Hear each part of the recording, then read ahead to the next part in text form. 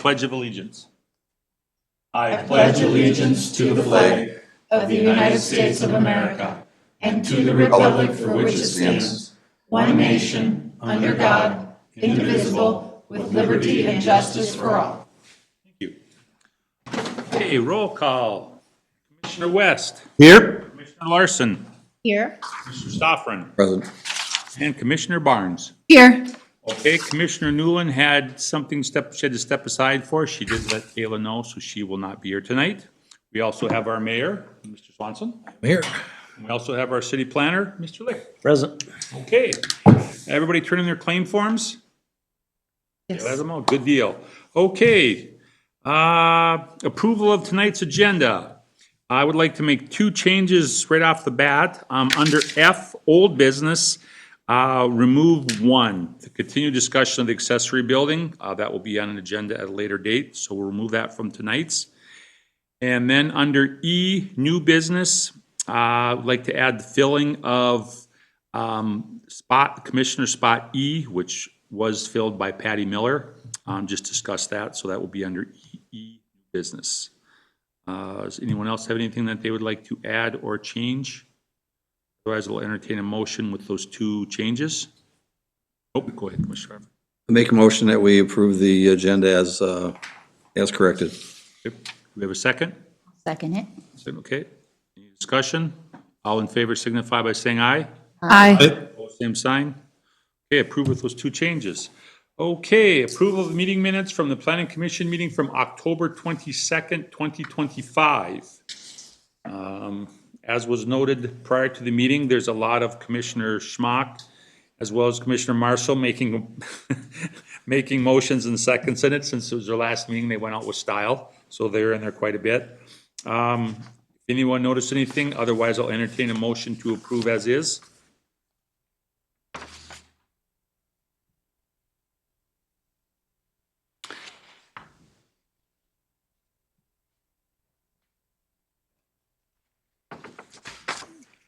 Mr. Chair, I'll make the motion to approve, even though I wasn't, on the planning commission at the time, but they look in order to me. Okay. Do we have a second? I'll second. Okay. Second. Any discussion? All in favor signify by saying aye. Aye. Opposed, same sign. Okay, meeting minutes approved from the Planning Commission meeting dated October 22nd, 2025. Okay, that brings us to D, public hearing. There is nothing on the agenda for tonight. E, new business.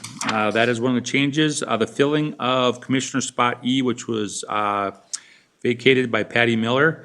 That term starts in April, correct, Kayla? So basically, we are looking to have the city council approve, run an ad or whatever, the normal steps, so we'll run an ad in the paper. Go from there, address it at our next special, since we actually have a couple meetings to get things rolling. From there, great. Can do that. Okay, thank you very much, sir. Mr. Chair? Yes. And the term starts April of 26 and is what, how long? 2-year term? 3-year. 3, it is 3. Okay. So, I don't have it in front of me. Is there anybody else that's expiring? Because, I believe. okay. So you just need some letter of intent from her? Okay, okay. Thank you for being on top of things. Appreciate it. Okay, that brings us to F. Mr. Chair, before we move on, protocol, do you need a motion to approve filling it, or you just open it up and move forward from there? I mean, do you need a motion to approve this new business item or not? I just want to move on if we should have approved it. No, we just approved adding it to the agenda, but Right. the process we're doing is standard. I don't think we've ever approved it before, as long as it's standard, or should we, just to be safe? If you want to, that's just fine. Otherwise, the process will ultimately prove itself. Yep. I just didn't want to move on, and then we should have. Yeah. And then we have to wait, so. It doesn't hurt to if you feel as such, but Be safe. absolutely necessary. I mean, I'll it's make- basically what Mr. you're. Chair, I'll make the motion to fill Commissioner spot E. Open it, through the open process. Second? I'll second it. Okay, any more discussion? All in favor signify by saying aye. Aye. Sign, okay. Takes care of Commissioner spot E as of now. On to F, old business. Basically, all we have on the agenda for tonight is a continued discussion of the comprehensive plan update from January 14th of 2026. Prior to the meeting, Mr. Licht and myself, we discussed it. As we're going through it, we will look for just a little bit of participation. What I'll do is I'll just kind of read like the headers, and then when we have the goal ones, goal twos, goal three, we'll just ask if everybody would just take their turn and just reading that one goal, and someone else take the next goal. And then, and when we get to the end of it, we're going to stop and see if there's anything questions about we want to discuss. So just basically to give everybody a chance to read, participation, and then as always, if you have anything along the way, we're going to discuss it, but we will be stopping at the end of every section. Questions you may have came up with. Not. And then Kayla, on that note, so if we have things that we change or whatever, that would be, you would think the next meeting, you would just have a printout and you'd print those pages out with the correction. Is that basically how the process we'll use for this? Sure. Okay. Okay. At this time, I'll turn over to Mr. Licht. Thank you, Mr. Chair. Yes. So at the last meeting, we went through all the work that the previous planning commission had done on the SWOT analysis. And as I said, the next set of pages, 30 through 35, was a summation of that. The planning commission was very concerned that, you know, they own the project, that they be the one setting the agenda. So the importance here in discussing these kind of 8 items that I summarized is that you, as the planning commission, agree with the issue and the kind of direction stated with it. And also, if there's anything else that needs to be highlighted as part of this as a significant issue. Obviously, there's lots of other smaller things that get addressed through the comp plan, but these are kind of the 8 that really are the foundation of everything that gets put together. So I won't read through them, assuming you guys all did, but community identity, first and foremost, being, you know, this is Baldwin. What is Baldwin? So comments or questions on this item? I thought it was stated very well when I read it. Okay. Preservation of rural character, which is a pretty obvious one. The entire time I've been here at Baldwin, I don't know if I've heard a phrase less than this one, so. That was something that, like he said, it's always been discussed. We've always had concern with everybody is making sure that we keep our rural identity. Everyone just become a point where just I'll look at Baldwin used to be this, and now it's, you know, turning into a concrete jungle, you know, so to speak. Rural identity. Yeah, Mr. Chair, for me, I need to highlight a few things that I think are very strong statements, and that's what I did. And I really liked the first statement about, you know, the fact that the community adamantly wants to preserve and protect. I think that's really one of the crux in the very first sentence, you know, the fact that fundamental to the identity of Baldwin, they want to preserve and protect what we have. And I think that's very important, that everybody fully understands that the Planning Commission and its comprehensive plan agrees with the community on that. And I thought that was very good, so.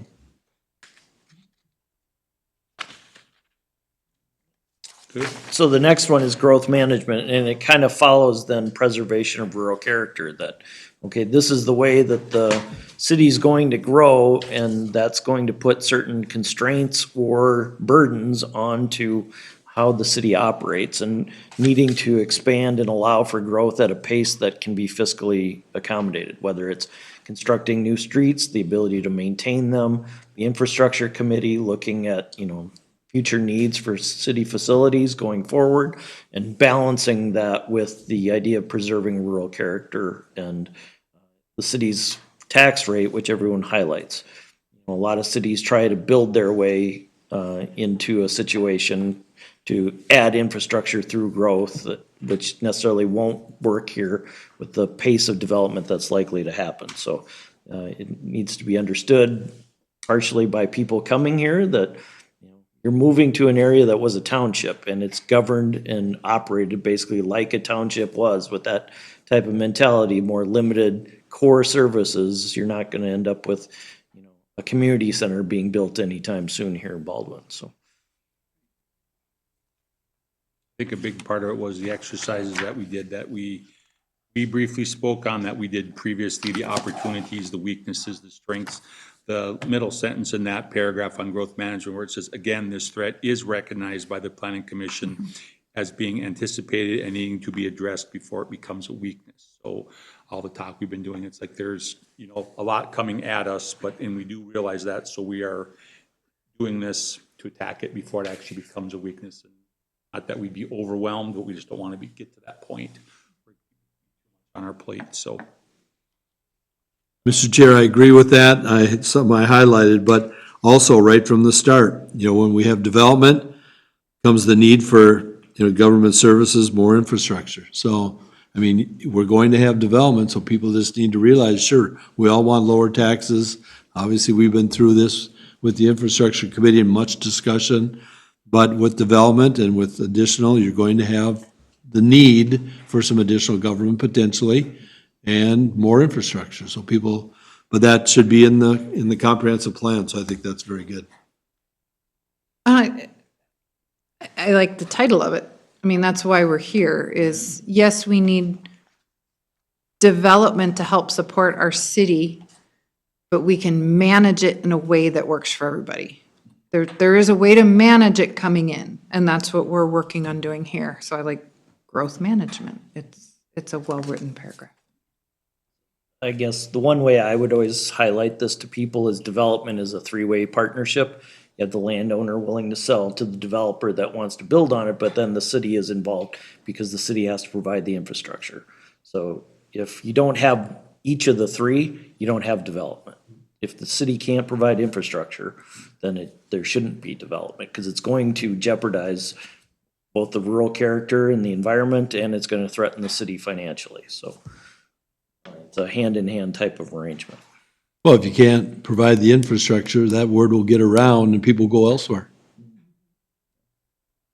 Somewhere else that can provide the infrastructure they want, for a growing family, a growing community, whatever. They want to feel safe in their communities. That's the bottom line. Mr. Chair, too, and that likely drives, high-density housing, it's not gonna happen. You know what I mean? We're not gonna have sewer or water, if you will, for all intents and purposes, so that just doesn't fit in any place, so yes, absolutely.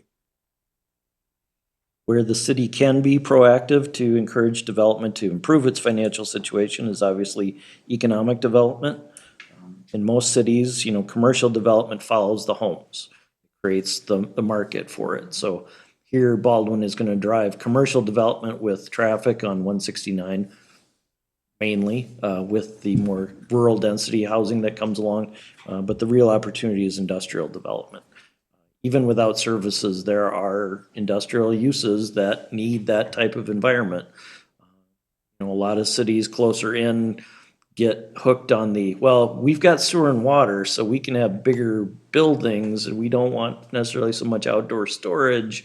And so you kind of start kicking those uses down the road further and further out. So that's really an opportunity where Baldwin has some potential, so. I just have made a note here on this part that we're kind of all talking with the growth management and economic development, is the fact that, as the mayor stated, we will never have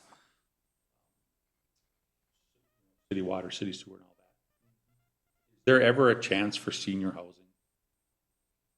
Most likely not. Most likely not.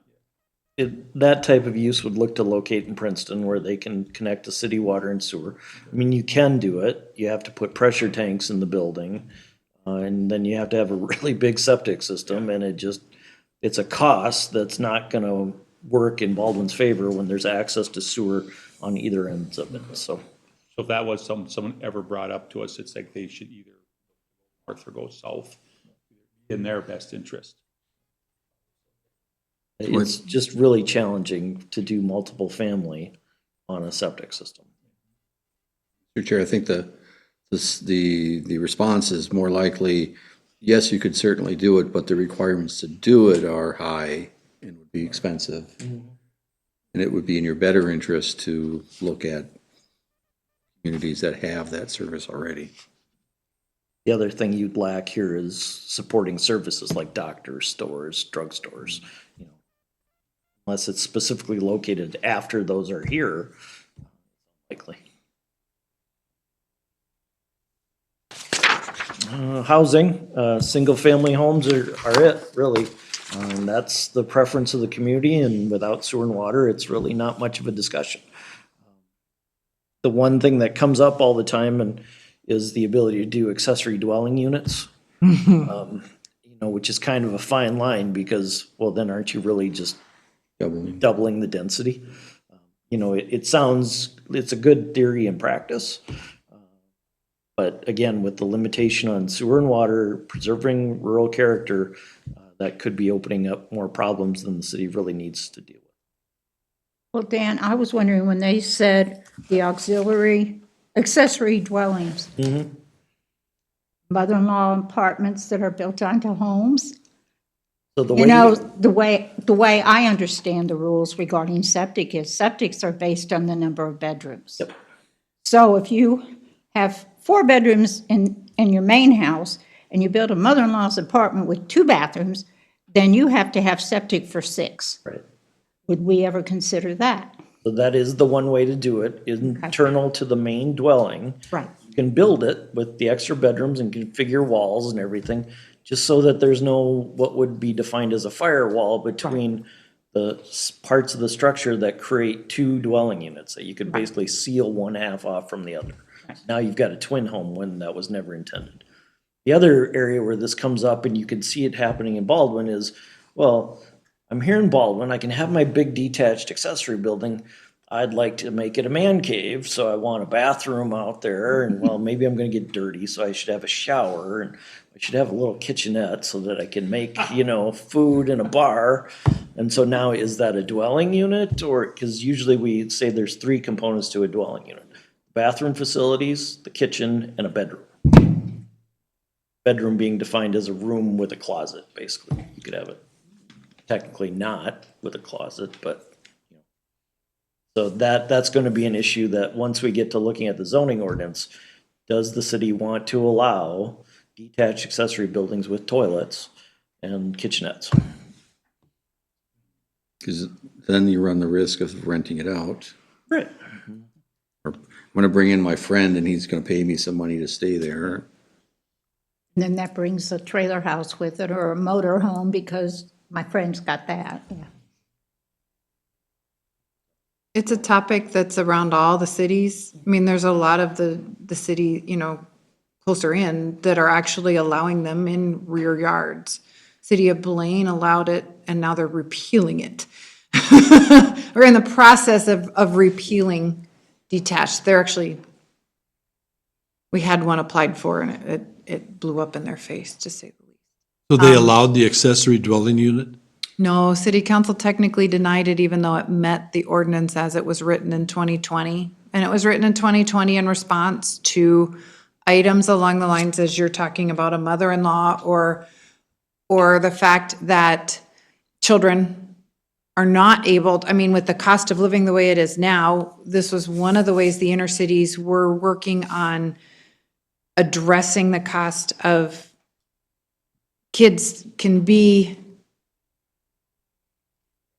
it's, you know, there've been a couple of different ways it's gone where Adult children. somebody can move into it and rent out their big house because they don't need as much space, or they've decided they don't need as much space, or the parents are in the big house and they've got the one that applied for in Blaine, they were gonna let aging parents be in it because it's separate, it was private, but they could still be nearby, and then the intent is that potentially kids would be the stopgap between, you know, being inside the house and being on their own, and give them something that they can actually afford, which most kids can't afford anymore.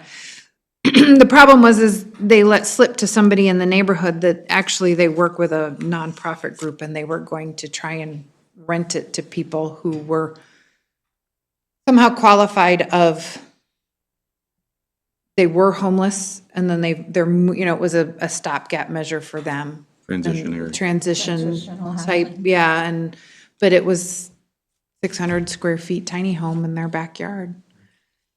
And a lot of people didn't like it. I tossed it around both ways. I see both sides. We're allowing 2.5 acre units, you know, that's our minimum. A lot of our, and again, we're gonna get a breakdown at some point between small lots, 5 acre lots, 10 acre lots, that type of thing. And is it something that, if it's on a larger lot, kind of like the storage containers we brought up,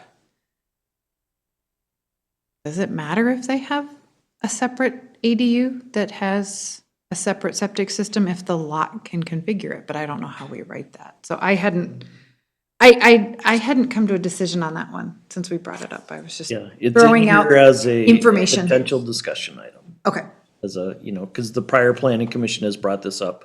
There are elements of the Sherburne County ordinance that are still in there that allow for someone to put a single wide mobile home on their lot for grandma and grandpa or their mom and dad, provided a certain area of lot, so, I would say which it is how depends on how cities it's used to do written. that, right? Yeah. Did Sherburne County recently pass, I thought I heard Sherburne County recently, or within the past couple of years, approved an ADU. They were going to include that Ordinance. as part of their zoning ordinance update. I don't know where they're at on that, but. The point I was trying to make is Sherburne County itself is looking at allowing it. Mm-hmm. So, The difficulty for cities is when you get into trying to decide who's going to occupy it, because you should look at it just from the, 30,000 foot level. Well, there's a building that has people occupying it. There's another building on the same lot that has people occupying it. Does it matter that they're related, to the city from a service standpoint? To Teresa's point, if the lot can accommodate it, and then otherwise it creates more work and documentation for the city to, and again, with that idea of managing growth, you don't want to also be adding responsibilities to the city and Right. burden, of a new use brought to the city that requires additional oversight. So if you can do things as simply as possible from a strictly land use standpoint, you're better off. Somebody built a detached garage, water in it for, not put a kitchen, bed in there, or vice versa, if they had a kitchen. Put all three in there, then if a neighbor. Even sees if they outside- put in a bathroom without a shower or bathtub, I think that would be okay. When you can clean yourself too, then it becomes a full-on dwelling. That's what my insurance man told me when we built our garage. That you put a toilet and a shower in there, it's a bathroom.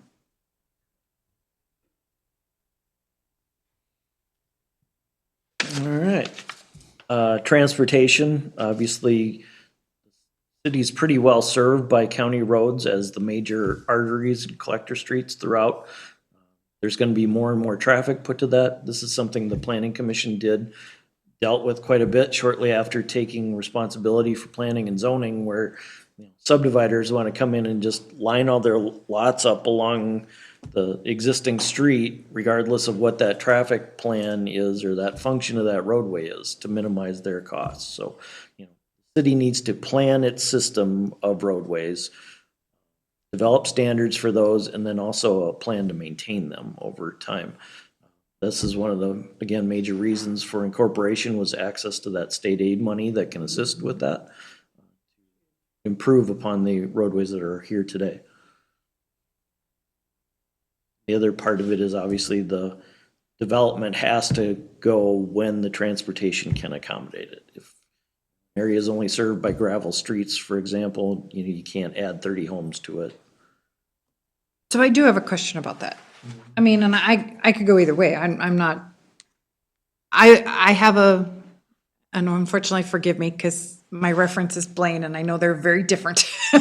So I'm not trying to compare or say one or the other, but I apologize. But there is a subdivision that is trying to come in, and it is actually on a gravel road in the city of Blaine that is not served by utilities yet. They're close, But that's one of the reasons this 36-acre property has not developed, is they are required to extend the sanitary, and it requires a lift station to get into the existing system. They are required to extend the water and build the road before they can subdivide this property.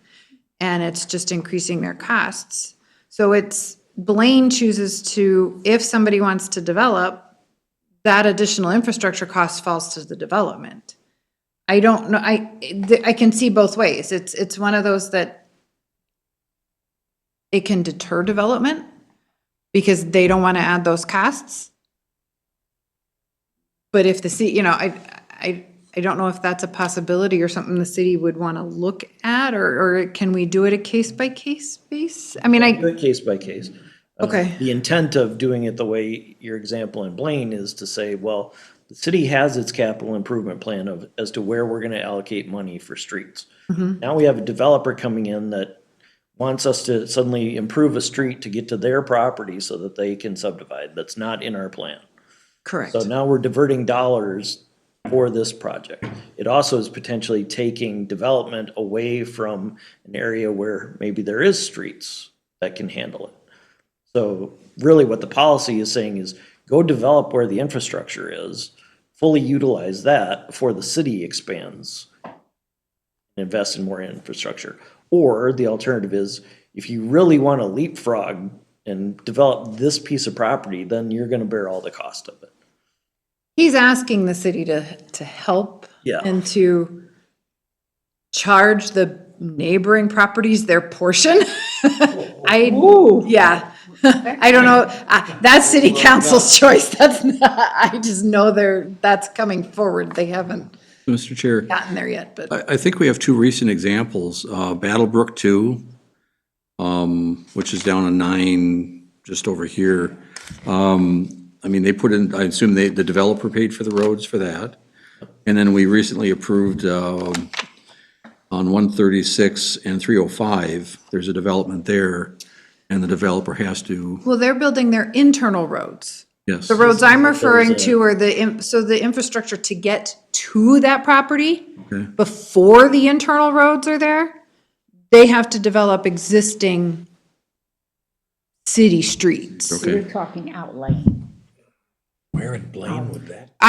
The one I was referring to is a gravel road that's in Blaine, So the example. as an example, Like with- but it's, Battlebrook would be as if 9 were gravel, then that developer would have to pave that exactly. to get to their development to then, yes, they're responsible for all the internal streets.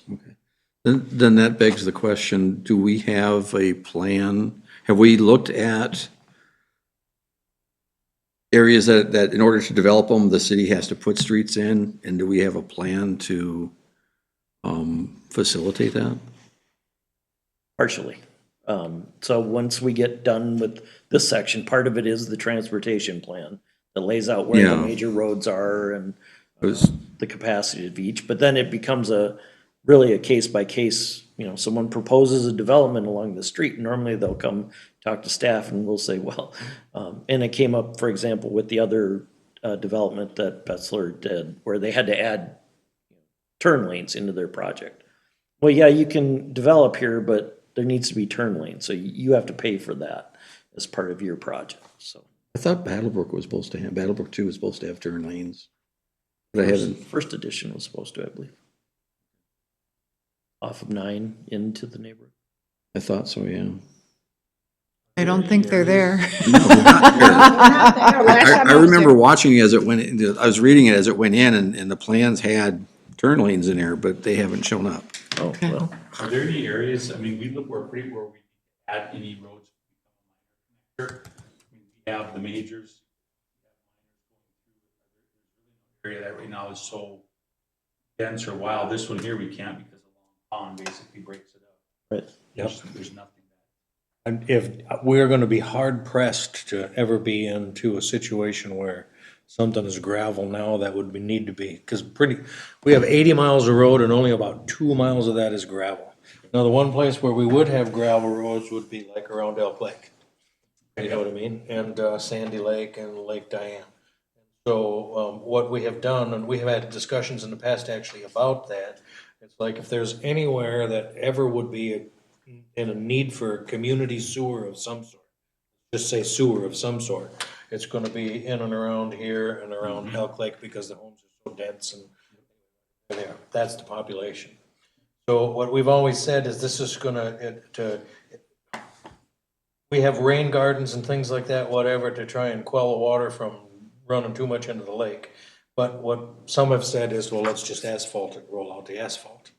And so what I have said, and the council has said, is things like infrastructure. What does the infrastructure need to be there, if anything, before we do that? Anyway, and because it would be a shame, in my opinion, to asphalt a whole road and then even 5 years later or 10 years later, come and tear it all out only to, plant sewer lines, right? Now, again, too, this is also gonna be something like, Frontier Trails over here and community septic systems. So we already do have them, but you add an HOA to a community septic system. Right, you know what I mean? So this is something that we don't even allow that. The county stopped that before we took over our zone. Because the cluster developments were shoehorn all the houses, a 40-acre development, shoehorn all the houses on 20 acres, then combine them with a septic system, whatever, it doesn't work. Anyway, and we have that over here in Nordwall Estates as well, and then we have another one, Baldwin Meadows, Baldwin Cove is gonna be over here.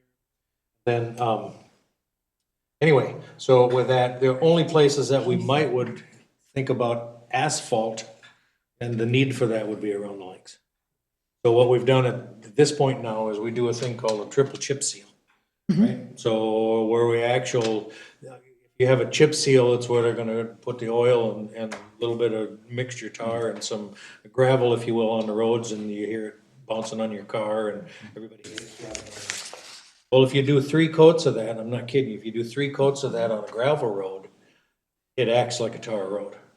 Right, so you don't have the washout, you don't need to grade, you don't need to do all of this stuff, whatever, but it's relatively inexpensive enough, if you will, so that it serves a purpose, makes people, it seems like it's an asphalt road, but it's really not, without the expense, if you will, and that's how we work that. So again, that was a very long way to say, it's gonna be hard pressed for us to run into a spot where there's some gravel road that goes out into somewhere or whatever. This, we called this the road to nowhere. It was County Road 19, and actually it's not even showing on this map. Holy cow. Well, let's see. It's here. Anyway, County Road 19, just north of 9. So, and this was the road to nowhere here that ultimately was there. A developer had put that in a bunch of years ago and kept asking the township to take it over. I'm like, well, there's no homes on it yet. The road is done, it was asphalt, whatever, but there was no homes on it yet. So it didn't make sense for us to do that. Now it's fully built out, there's homes on it, whatever, over. But again, here now, pretty much that came right off of 19 and fulfilled everything that was necessary. I think that's the way it's gonna be everywhere. Just real quick, just out of curiosity, that triple coating versus the asphalt, 50% of the cost? Oh, gosh, a third of the cost. I was gonna say, yeah. A quarter. About a third or a quarter. And it works great. I live on it. That's good to hear. I like them. Works for me. And then the last item was community facilities, which we kind of already touched a bit under growth management. City is well served by its existing facilities and structure. That's going to need to strengthen itself going forward and expand as growth happens, but all of that is positive to maintain the sense of Baldwin as it is providing high levels of service, so. So question on Agreed. that. Get a new town hall, fire department. What is the timetable, 5 years, 10,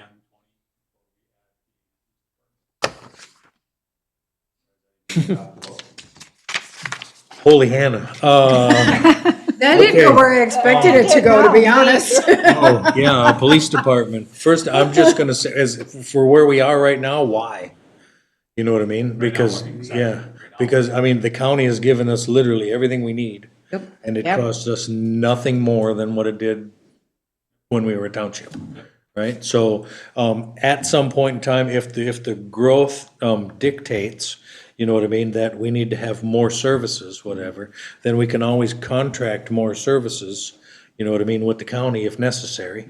If we say, right now, it's, as they're patrolling and doing whatever, there's really no set determination of X amount of hours per day that an officer or a vehicle is in the city, right? But if we said, no, here now, we want one car in here 24 hours a day, that would be different than the services they're guaranteeing us at this point in time.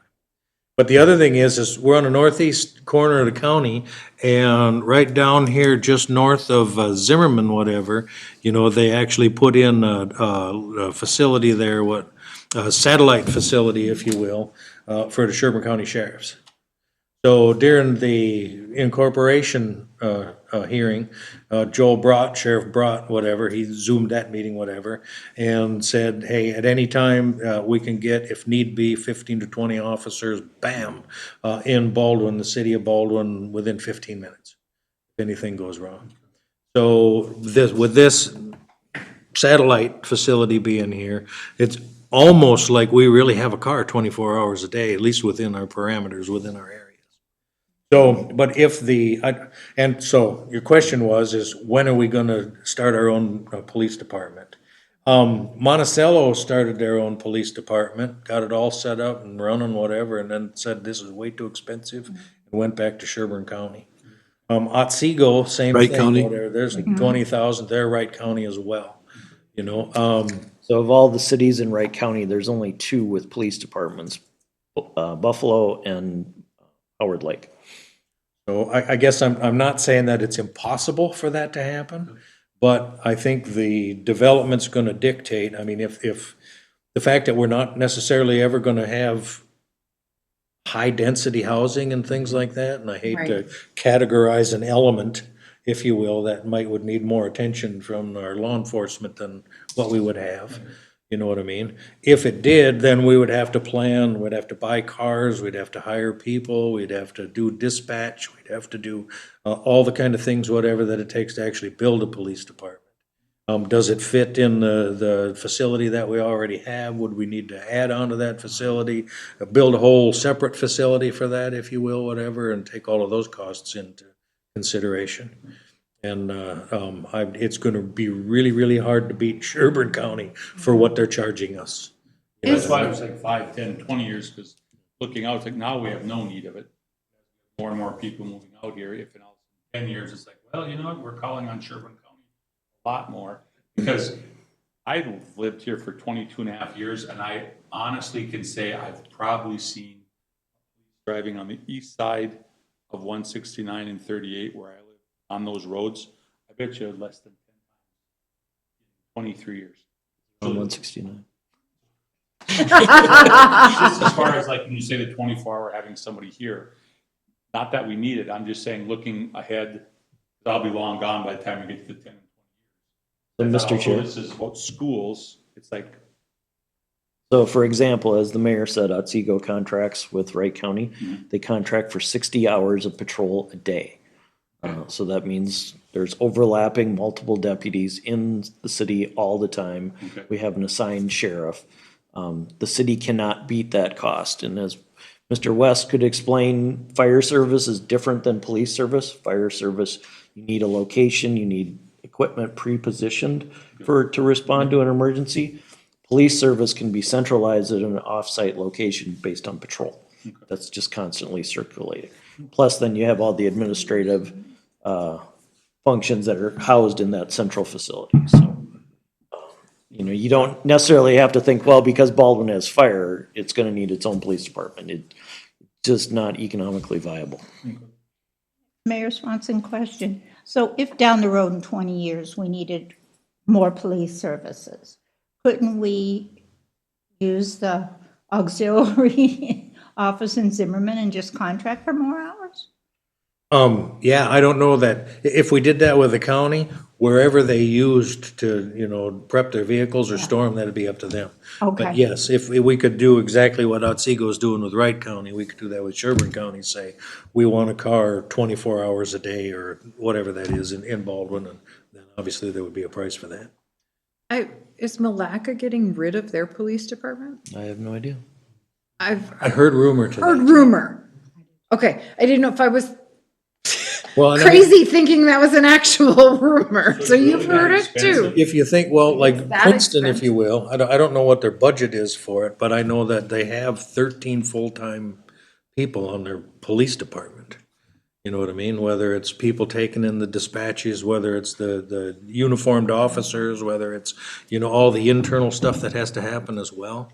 And I look at that for 4,500 people. Well, I guess they're at 5,000 now. But I mean, 13 full-time employees in the police department. You know what I mean? I mean, maybe they had a huge number from Mille Lacs County, right? And maybe it is more beneficial for them, to do it that way. But I think about the department that we would need to create to be able to do that. We would, the full-time employment that we'd have to have just to do that. Plus then, buy the radios and the equipment, buy the squad cars and then equip them. We'd have to have 3, 4, something, whatever, depend, now some of the deputies bring them home? They're gonna be on duty tomorrow, so they're gonna bring the cars home with them, so we have to have 3, 4, 5, I don't know totally what that is. Otsego had looked at a police department about the same time, same population as Baldwin is, and, that's what you get into. It's the assumption, well, to get 24/7 coverage, oh, we're gonna get a couple guys and a couple cars. No. You need the leadership structure, then you need multiple overlapping backup. The county is just so much more efficient at their scale to provide patrol services that it never works for the city to try and afford it. I will ask, because then. Well, no, well, outside and- Ask me what's going on, and I can. Sure, the other part of that too is, I mean, if something happened to Sherburne County, I can't believe it would, and they fell flat on their face, you know what I mean? And we were getting nothing from them, you know what I mean? And the call time's so long, people are getting away with literally murder or whatever, we'd have to look at something different. And even at that, I think, to start with actually contracting for more hours, or, a couple of vehicles, 60 hours, something like that, I think they would be amenable to that as well.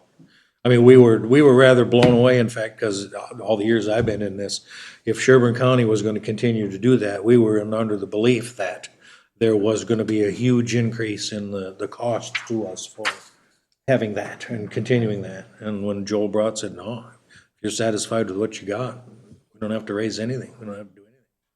Where's the Wright County one based out of? Buffalo. Is that Buffalo? Okay, Yeah, 'cause they that's the also same- have a sub-office in Otsego that the deputies in that corner work in. Most of the deputies have space in each of those. When you're talking about subcontracting out, I'm thinking St. Michael. For 22 years. I always see Wright County. And they Never once contract seen St. for Michael, so they- a number of hours similar to Otsego. Mr. Chair, just to comment, in the discussion, great discussion about law enforcement and, our own police department, but what you would see if a new city hall, if you would see a new city hall and when fire department built, you would see some Sherburne County squads who would stop by the new fire station in an office area, do some of their reports in the nice comfort of, an office instead of sitting in their vehicle. And you would see that happen. I mean, I saw that even at Elk River. We built remote fire stations instead of City Hall way back over in Lake Orono area. They'd be over at Station 3, over on the east side, and they're doing their reports, and all of a sudden now you've got a squad right in that area. And that's what would happen here. I truly believe that. Is that, they're not gonna assign somebody there, but if somebody's been on a call, they might go over to that station to fill out the reports instead of typing it away in the squad. And they're still available, maybe having a little coffee break or something besides at the station. So, happens very frequently. And that just, you're not paying for a dime of it. Letting them in, they're, and all of a sudden there's another call in Baldwin or wherever, Blue Hill, boom, they're there quick. Instead of being all the way back in Elk River at the home base. And we would welcome that. Yeah, absolutely.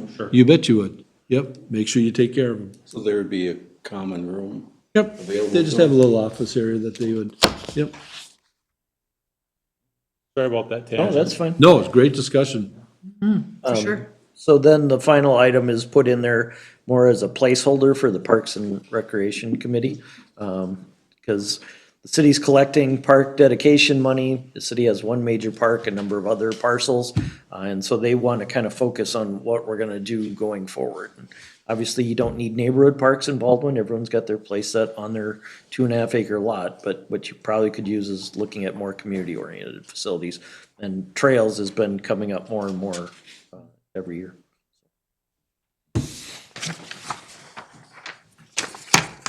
Anything else that people wanted to add to this list of issues? I think it's pretty comprehensive. Somebody tell Mr. Marshall that when you see him. All right, so the next section of the comp plan is the policy plan. Now, everyone gets the hold of the comp plan, wants to open it up and look at the maps, but the maps are really the moment in time picture of what you decided right now. This policy section is really the foundation of the whole thing. It says, okay, this is gonna be a 20-year process. We're here now. This is where we want to get to, and this is how we're gonna get there. So this works not only in developing the maps that we're gonna adopt with this plan, but then as new things come up. Someone wants to change something from residential to commercial. Well, does that make sense from the standpoint of this plan? Someone proposes changing minimum lot area from 2.5 acres to 1 acre. Well, does that make any sense with regards to the policies that have been set up and the goals? So this is really kind of where everything comes out of. The advantages, once these are established, they really do serve over time. They evolve, but they never really change. No one ever like blows it up and says, no, we did all that 20 years ago and now. No, they should evolve as the community changes and kind of refine going forward. So it's not only a framework for this plan, but every plan going forward from there. So this is where I thought we could have participation to read through each of these. Again, what we're looking for is, do you agree with the goal and the policies that would be how to get to that goal over time through development? Chair.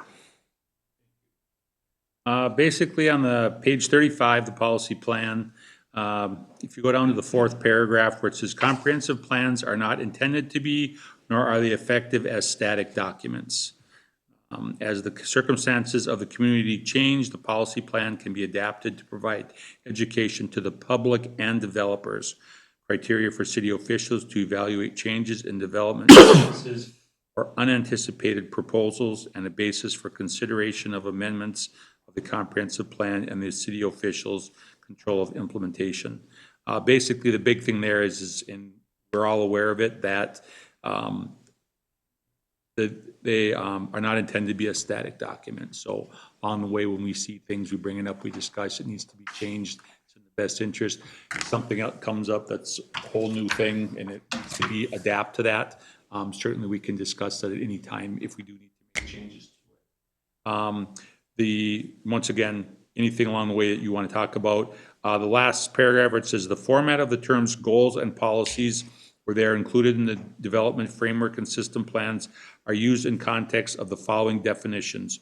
Goals is the outcome that will result in achieving the kind of development environment that is desired in Baldwin.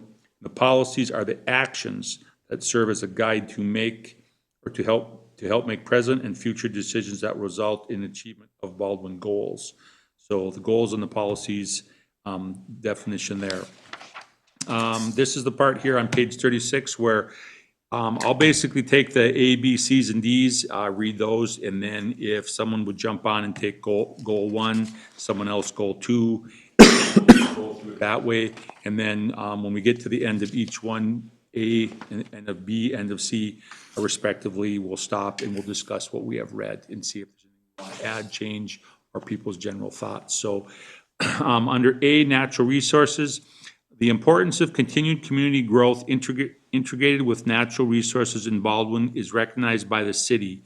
The proper preservation, protection, and utilization of the natural environment as a valuable amenity or as a constraint or barrier for development are guided by the following goals and policies. So goal 1, take that. The environment shall be protected while accommodating growth by integrating new development within Baldwin's natural resources in a compatible manner. And then the policies that, Policies allow for the development based on soil suitability and evaluation above groundwater tables. Require that all activities in naturally or environmentally sensitive areas conform to local, county, state, and federal regulations. Preserve existing trees as part of the development review process where feasible. Require new development to add trees to the landscape. Integrate natural resource areas within the public parks, open space, and trails. Maintain and utilize drainage patterns for stormwater management wherever feasible.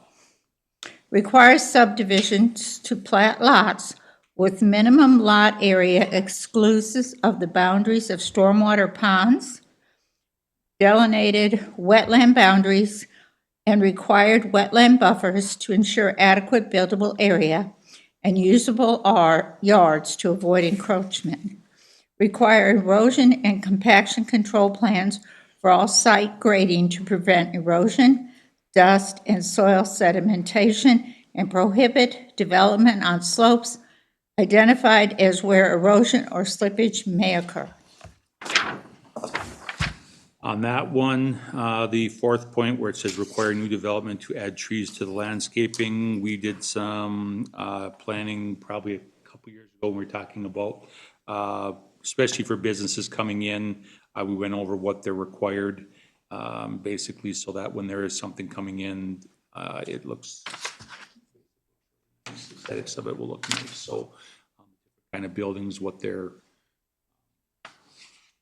exterior can be, putting shrub, putting tree, different things. So when something does come in to our business areas, how it will basically have appeal. So when people go in there, it'll look nice.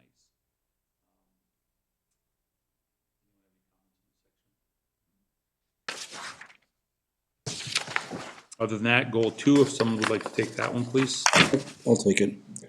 Goal number 2, the quality of water resources in Baldwin, including lakes, wetlands, streams, and groundwater resources, shall be protected and improved. Based on these policies, prevent impacts from development to drainage ways, wetlands, shorelands, floodplains, and other natural features that perform important environmental functions in their natural state. Work with the DNR to administer the state mandated requirements for shorelands adjacent to public waters to protect water quality and natural aesthetics.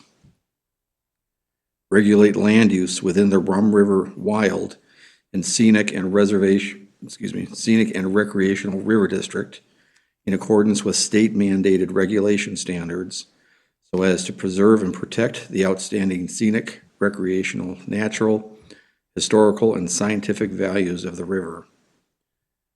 Enforce floodplain regulations to regulate development in a manner consistent with federal and state requirements to protect public safety and property from damage due to flooding. Administer the Wetland Conservation Act of 1991. Incorporate best management practices for stormwater management to control and treat stormwater runoff from development.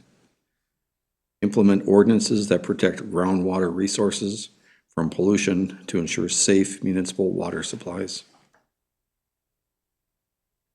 On that one, Dan, administer the Wetlands Conservation Act of 1991.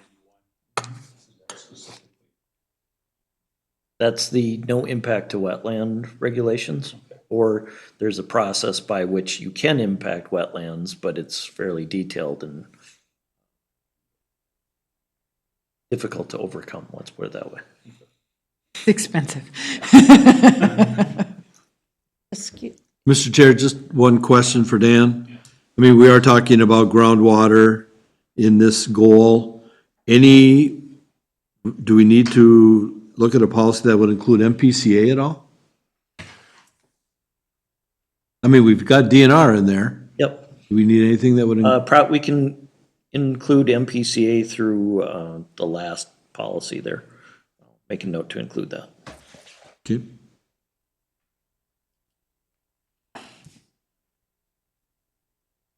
And And I have a question. As a private citizen landowner, I back up to what I'm told is a refuge, but I don't know what they mean by that because I'm too far from Sherburne. But it is a wetland. And I want to plant more native grasses and stuff because the animals are really suffering this winter. So do I just go to the DNR and say, help me and don't bankrupt me? Yes, that'd be a good place to start. You can also talk with the city engineer's office about what you can plant in a wetland and what you can do in that area. Oh, okay. Thank you. As long as you own it. Yeah. I do. Okay. At least that's what the land says I do. Again, I go back to Blaine. I have someone who backs up to something similar and they keep planting on city property. I wouldn't They keep do- planting on others, like, stop. Just saying, boundaries sorry. for a reason. Quick question for you on, like, we're talking about wetlands and stuff like that, shoreline and everything. Following out, how to ask this, but do we follow this to a T? The exception when someone comes in with a variance that's on a lake, a regular lot, we have to sometimes, ignore it, but we have to sometimes make it work Yeah. because of the lot size, but otherwise we follow it to a T. So we put these policies in, a lot of these, because we have to. State sets it up. Cities are entities created by the state. States can tell cities what they're going to do.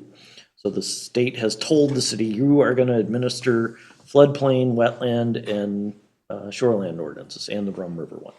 So we're required to administer that. Now, within each ordinance, there's provisions that state how you administer that, including approval of variances, so. Anything else? Okay, on to land use. The land use goals and policies create a foundation for defining the character and intensity of land use in Baldwin. The land use related goals and policies apply both to existing land use patterns and future development. The following goals and policies serve as a reference for land use planning decisions. Goal 1. Would someone be able to take that, please? Sure. Goal 1, develop a cohesive land use pattern that ensures compatibility and functional relationships among activities, policies.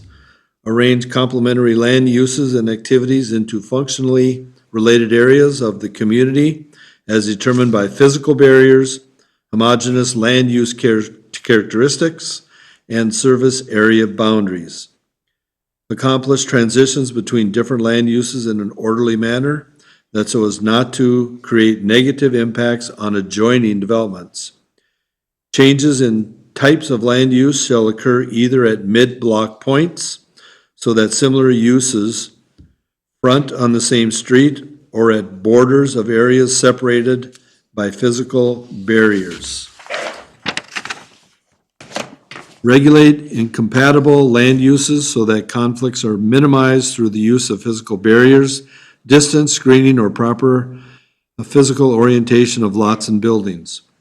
Relate the land uses guided by the comprehensive plan to community development priorities and transportation needs. Provide land use transitions and proper buffering between the distinctly different types of land uses. Establish standards for development of all land uses to ensure desired community character. Consider interim uses where land use designations are provided for long-term market needs and absorption, provided that the activities will be compatible with existing and proposed uses and will not obstruct planned development.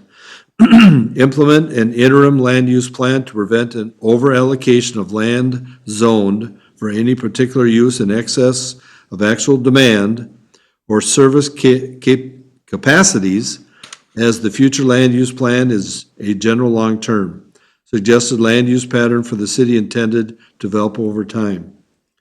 Deem premature any proposal to allow a more intensive land use unless those initiating the request demonstrate that the criteria set forth by the comprehensive plan are satisfied. Coordinate future land uses in Baldwin with neighboring communities to encourage unified development patterns. Anything on that? A lot in that. Yeah, This one is really the how to draw the future land use map and the arrangement of the land uses on there. can you explain on that page we're on, the consider interim uses where land use designations are provided for long-term market needs, that whole sentence, as well as implement an interim land use permit? Because I know we have the IUPs, CUPs, but when it says, just the way it's worded, what exactly are you stating in those two So sentences? in the consider interim uses where land use designations are provided for long-term needs, consider the area around County Road 9, for example, it was identified that should be commercial land use in the future. So how far in the future is that? And maybe the city considers, well, we could allow residential development at a much lower than 2.5 acre density, like one house for every 10 acres until that commercial development happens to allow the property owner some ability to realize the market value of it today, knowing that the future market isn't there yet. The interim land use plan idea, that was the concept that the planning commission previously talked about. So right now, the way the zoning map is set up in Baldwin, everything, for example, is zoned R1 general rural district. The minimum lot requirement in that district is 2.5 acres. So if anybody comes on with a preliminary plat that has 2.5 acre lots, meets every requirement, the city basically has to approve that. What we talked about doing was creating a second residential zoning district or rural district that would be, this is the base zoning district allows every property the right to have one house for every 10 acres, minimum lot size 10 acres. You want to do a subdivision like Oaks of Battle Brook or Meadows of Baldwin, you have to amend the zoning map to this other zoning district where it allows the 2.5 acre lots. The key there is the city has much greater ability to say yes or no to a zoning decision than it does a preliminary plat. Pretty much any reason you come up with. Well, you know, it doesn't fit with the character of the lot surrounding it. You know, to do the 2.5 acre lots, you end up cutting down all these trees. It's a loss to the neighborhood, to the area, to the community, etc. Basically, any reason the planning commission or council wanted to say no, they could. This came up with another development, Northland Ponds, where everyone around it's on 5 acre lots. And they're like, well, this doesn't fit with our area. Well, but it meets the requirements of the zoning ordinance. So there's no ability to say no. So that will kind of help the city ensure that development that does get approved is consistent with the character that the city wants to see. It puts the city in a little bit better position to negotiate things with developers or to direct changes to their projects.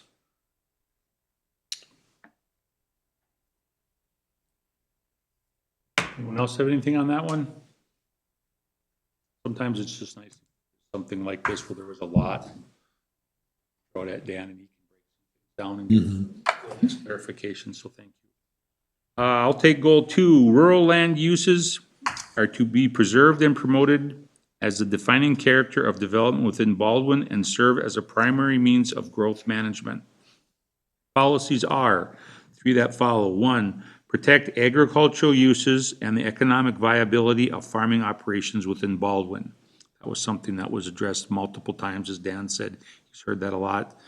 2, limit development density to maintain large tracts suitable for rural land uses and minimize service needs until criteria to allow for a more intensive land use guided by the future land use plan is demonstrated to be met. Allow keeping of farm animals on properties in such numbers so as not to cause public health or safety concerns or compatibility issues with surrounding residential development. Have anything on those 3? Okay.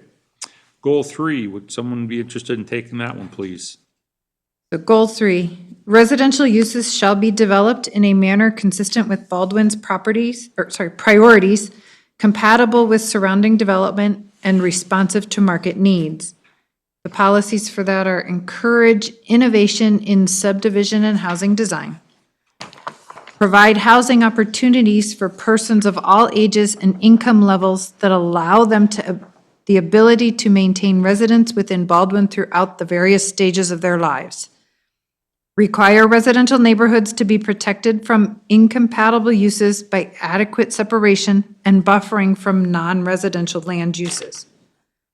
Protect residential neighborhoods from through traffic using local streets with collector or arterial streets bordering residential neighborhoods. Regulate accessory buildings within residential areas to be compatible in design and size to maintain a residential neighborhood character.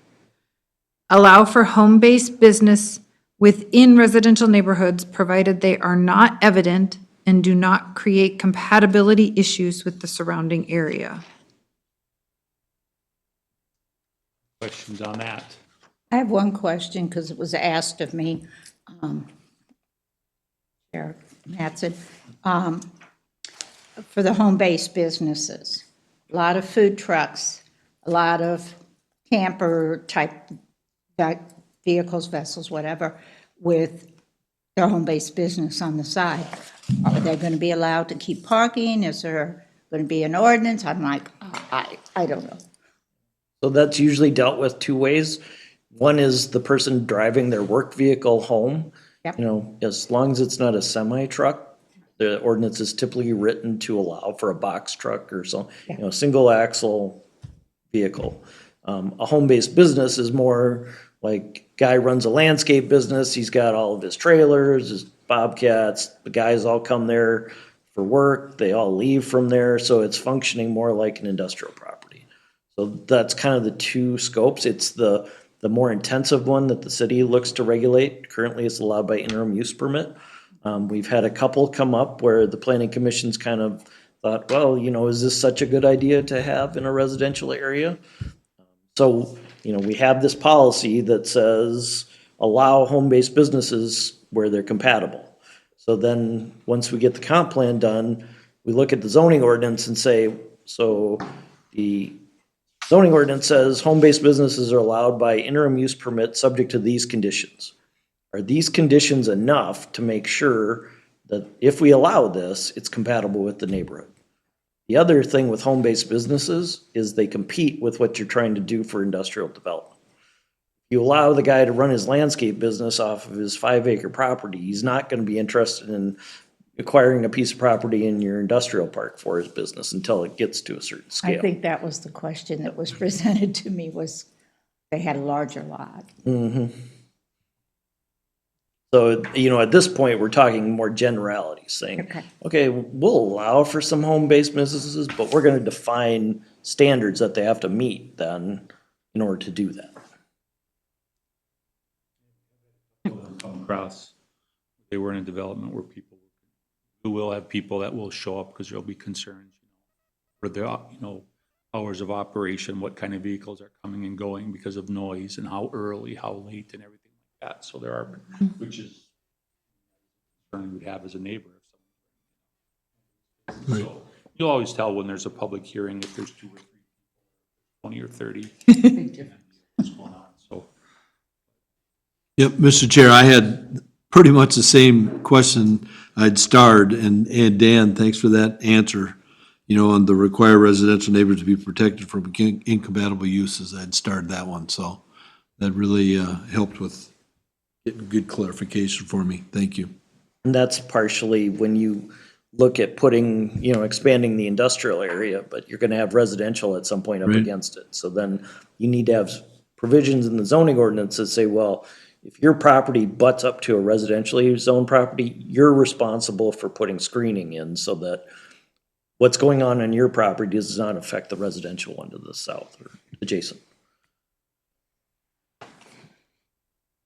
You? Okay, goal number 4. Take that one. I will. The character of individual neighborhoods is to be maintained and improved where possible. Regulate incompatible land uses to minimize compatibility issues through the use of natural and man-made physical barriers and physical orientation of lots and buildings. Accomplish renewal, replacement, and redevelopment of substandard, incompatible, or nonconforming land uses through public action and private means. Protect existing residential development from adverse environmental impacts, including noise, air, and visual pollution. Administer zoning, subdivision, and building and property maintenance ordinances to maintain high-quality, attractive neighborhoods and business districts. And could you elaborate on the second one? Accomplish renewal, replacement, and redevelopment of substandard, incompatible, and non-conforming land uses through public action and private means. So private means is obviously someone buys it, proposes a redevelopment of it, and problem goes away. The city can facilitate that by accommodating the proposed use through its zoning ordinance, through the development process. You get really aggressive and use economic development tools like tax increment financing and everything if it's an industrial development to push that forward. You know, more administrative heavy cities will have loan programs, et cetera. You can provide educational information.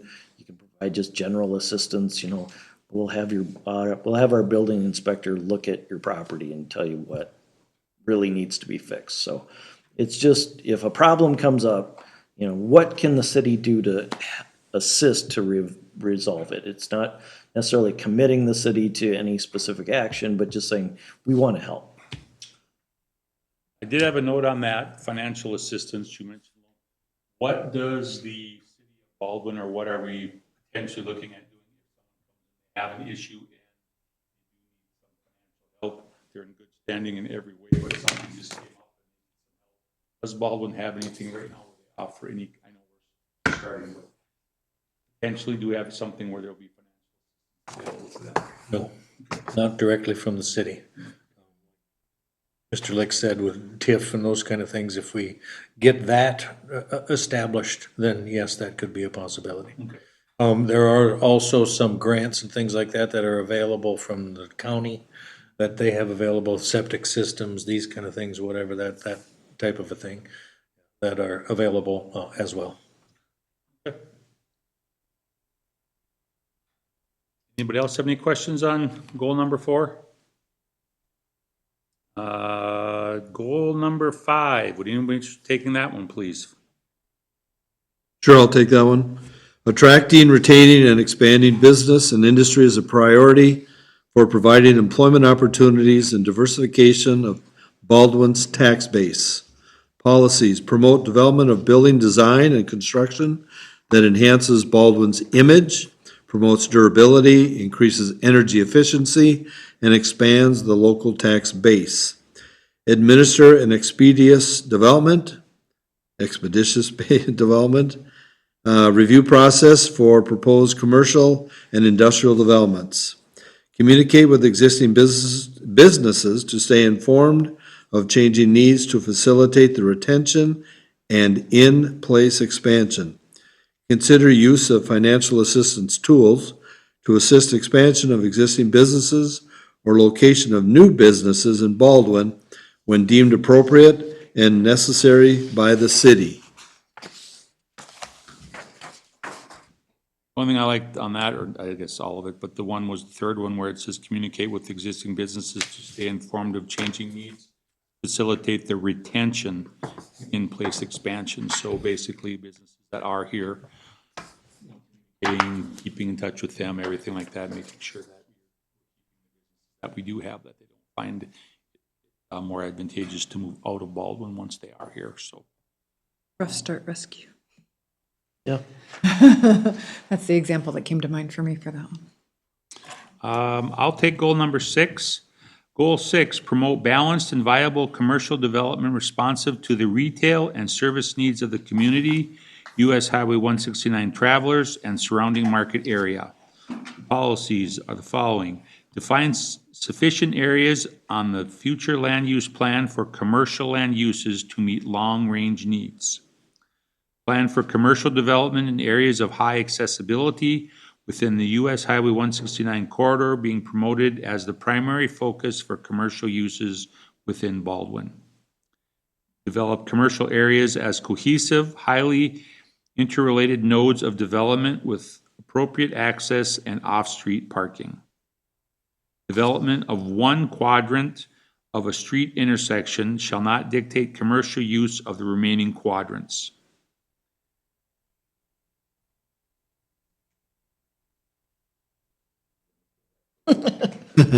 Clarification or rewording. Establish site development and architecture standards to ensure quality development in areas of high visibility such as the US Highway 169 corridor. Obviously, very, very important. Anything that is inside of 169, we want it with the high visibility. We want to make sure that it looks nice. Adopt regulations for signs to facilitate business identifications while minimizing visual distractions and negative aesthetics. And lastly, encourage the removal of non-complementary uses in areas identified for commercial development. Two things, one real quick, and I didn't have this highlighted before, but the adopt regulations for signs for facility businesses identification while minimizing visual distractions or negative aesthetics. The visual distractions came up on Jake's a few years ago. I brought up all the lights on that, but I don't know if anyone has went south last week in the morning on 169 and got to that Elk River, the ER Park. On this side of it, when I came over the hill just before it, it was literally like, what is that? They put up a sign that is so bright, it looks like a car is coming in your lane with their high beams on. It was so bright, and I'm like, there's some people are gonna have to call in and that'll have to be changed. It was so bright. It literally was like a headlight was right there. I was doing it, and a guy next to me pulls over in a big semi. And I'm like, I'm gonna go off the road. Yeah. And I literally, there was nobody in the far over like access lane. So I went in the access lane, but I thought, buddy, it wouldn't have been your fault. You couldn't have seen Yeah, it wasn't. that bright. It's that bright. It wasn't the Elk River Park. I think it's that business of, I don't know, it's landscaping or dog park or something, but it was a sign just on the north end of ER Park. So I thought it was ER Park. I thought they'd put up a new sign. Boom, here we are. I think it's a landscaper, but I'm not sure. I think it is too. I think it's that because it was so bright. I'm glad someone else saw it because I was like, holy Annabelle, that was so bright. I thought- The I signs, know that owner, Greenscape, I'll have to look. and they can be detuned too. The Yes. sign's fine, they just have to turn down the brightness, you know. Let's hope they have. The one that caught me for that, just because you're bringing up signs, is because I was driving to my conference today, so I'm going down 494. And it struck me, because there's a couple businesses there where, like Blaine, we have an ordinance that says the branding can only be, what, like 10% of the size of the wall or something. I mean, there's, Dan knows more about those, right? You know, there's certain regs that you can, but the way they got around it is, so the wording is this white lettering and it's the sizing, but then 3/4 of the wall is lit up bright blue. You know, now I guarantee there wasn't, I know there's no ordinance in the city of Blaine that limits the side lighting. So you're On thinking the of it's side of the new building. TCO building That's or it. Archer Smith, yeah. That's, and then there's one just down further that's got white lettering, but purple all over the side of the building. And I'm like, well, that's one way to make your sign 5 times bigger than it's supposed to be. Yeah. And I thought about it all the way down to the conference. I'm like, because we're sitting here, I'm like, is that, some people would like that look. It didn't bother me. I didn't mind it. Other people would think it's very offensive. So how do you determine, you know, negative aesthetics or not negative aesthetics? And how do you balance? That's something we'll all have to discuss, future topic Yep, of, that's the planning commission just gets to decide what that balance is. you know, because we have another business where they want more signage and more signage and more signage because they think people can't find them. And it's like, well, your building actually has a lot of signage allocated to it. It's just your property owner gave it to one of your other businesses and didn't give it to you. We can't, you know, and so think, I'm not on the planning side of that one, so I don't have to worry about it there, but it's just interesting that this is in here and who determines that visual distraction or negative aesthetics, and that'd be something for us all to Would that be determine. architectural lighting? Right? Yeah, you can avoid that by putting in an ordinance that says you can't light entire facades of a building. Yeah, architectural lighting. Right. Yeah, but that's something for us to, as we go down this road, for all of us here on planning commission to determine for ordinance, city council to pass. There's two ultimately. fundamental rules for planning commission and city council. City gets to always decide, well, first is the city can do what it wants. The city gets to interpret its plan and its ordinances. So Okay, you guys set the rules. So cool. Just, sorry, that came up, I was reading that one earlier. That's actually good. Mr. Chair, can the planning commission outlaw MS4s? no. No. Remember that part about cities being created by the state? Yeah. Yeah. Well, we're gonna go head first into that Yeah. then. So the, Like corners.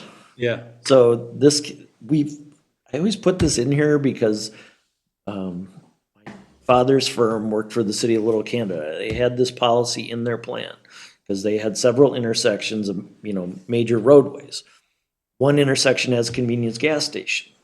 Another convenience gas station comes in, well, we want to be on this corner too. The city denies the application based on traffic, other reasons, and and included this policy. Well, just because we approved that here doesn't mean we have to approve it here. The gas company sued the city won because that policy, in part, that, the judge said, well, or the jury, I can't remember, said, just because they put one there doesn't mean you're entitled to have the same thing. It's independent, so I always like throwing that one in there. The other way I was going with that is I know other areas where you get somebody coming in and you want us here. Say it's a quick trip or holiday, but you can't have anybody else in that area. They start, that business tries to limit whatever else can go in that corridor. And I think this helps the city keep control over, well, maybe we do want one. Whether we want one or don't want one, this allows the city to Ultimately, have the that city decide. determination. That's the other thing, that as commercial development starts here, depending on how it goes, the city will get feedback saying, well, you let in 4 convenience gas stations, why don't we have fast food? Well, the city doesn't decide what comes here. We set up areas for commercial development. We create zoning districts that allow this range of uses to develop there. And then the private market comes and says, well, the market's right to put a gas station here. It's up to McDonald's or whoever else to decide, well, we should be there too. We're not picking and choosing businesses. It's not the city's role. It's not government's role. someone came in, Baldwin, 3 different areas. Baldwin can do our option look better as far as reduce this. I know it's a very vague and open statement, but Loaded, it depends. It depends on what the business is. It depends on what other municipalities have to offer. It depends on what they're looking for. So, some of the things, Dan had mentioned TIF earlier and those types of things, whether we really want to go down that road or not, we'll see as we move forward, but if we can help that way. Obviously, if they come in, they have to have sewer and water, you know what I mean? No, there's nothing we have to offer. Hedge that. Another example would be, so someone wants to come in at County Road 9 with a commercial business, but in order to do that, you need turn lanes and everything. And they're saying, well, we can go here, but we don't want to pay for the turn lanes. We'll go to Princeton's. So then the city and county could get together and determine whether you have the resources and are willing to build the turn lanes for the business. And it would probably hinge on whether, okay, it'll get that one business in there, but it'll also serve the rest of the area. And having that one business come in kind of kickstarts this area too. So we can see an economic payoff for our investment in this infrastructure. Usually the economic incentive goes to the first guy in the door. They open the door, they set set themselves in, and then you let people follow them. The reason I'm asking is exactly that reason. It's like to get the ball rolling. We're here, but if there's nothing, but if they come in and say, Well, and that's why I answered it with it depends, you know what I mean? I mean, we definitely favorite will phrase. look at, we will, spoken like a true lawyer, right? It depends. You know what I mean? And if there's things we can do, yes, I think the city will be very amenable to trying to work something out. But again, too, it has to be cost effective, return on investment, it has to be a benefit to everybody. Maybe not necessarily just the business owner. Right. anything else on goal number 6? I know we're not exactly flying through these, but we're having a good discussion, which is more Agreed. important. Goal 7, would someone be willing to take that one, please? I'll take it. Goal 7, promote development of high-quality, high-value industries that expand tax base and create employment opportunities within Baldwin. If policies were there, I would read policies. Sorry, that's funny. Limit industrial businesses to areas designated for these land use activities by the future land use plan. Define distinct areas for varying types of industrial activities and establish respective standards governing development quality. Encourage infill development and in-place business expansion within existing industrial areas. Facilitate redevelopment of industrial properties that exhibit building deterioration, obsolete site design, environmental concerns, or land use compatibility issues. Provide for phasing of development within existing rural areas designated for future industrial uses as demand increases. Encourage location of existing industrial activities within residential neighborhoods to relocate to appropriate areas guided for industrial use on the future land use plan. Locate industrial land uses with access to regional transportation systems. Landscape and screen outside storage of equipment and materials associated with industrial uses. Minimize negative visual impacts.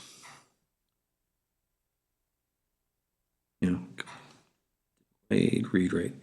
Establish site development and architecture standards to ensure quality developments in areas of high visibility, such as the US Highway 169 corridor. Adapt regulations for signs for facilitate business identification while minimizing visual distraction or negative aesthetics. Encourage the removal of non-complementary uses in areas identified for industrial development.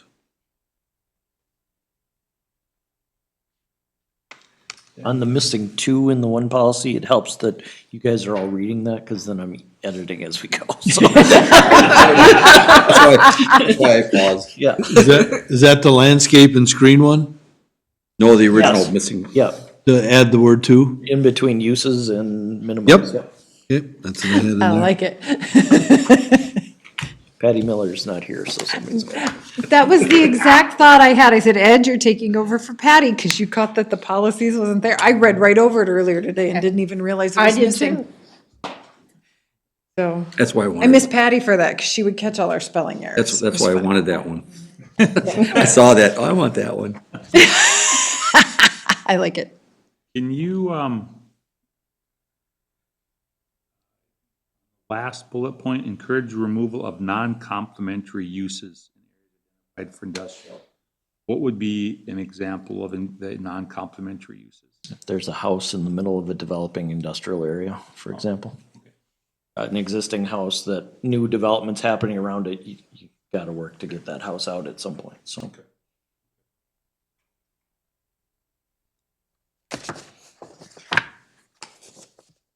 Anyone have any questions on that? Second to the last one, adopt regulations for signs Facilitating. or facilitate, yeah.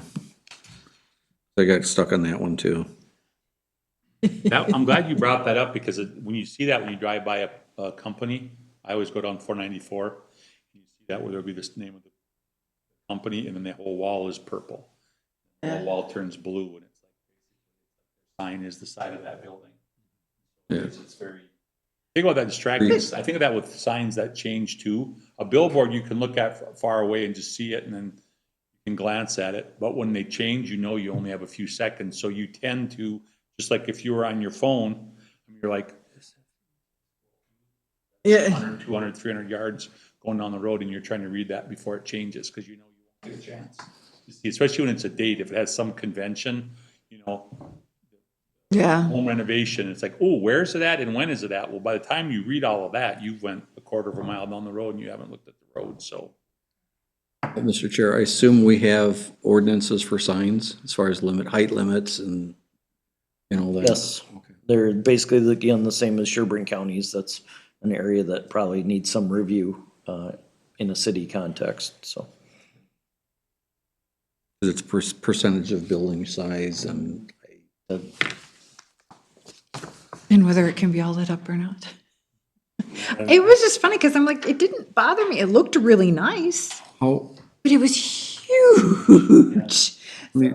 I wasn't sure how I felt about it. It was But weird at 80 this miles morning. an hour on Yeah. 494, you weren't looking at it. Right? I was gonna say, I hope you weren't looking real close. No. so speaking of that, and maybe your experience, these new digital signs, are there, the cities have specific restrictions? Oh, yeah. Okay. We had, If you allow them, To include Brighton, okay, yeah. okay. correct. Yeah, we had one petition to go in along I-35. The base would have been just off of a parking lot for a Walgreens.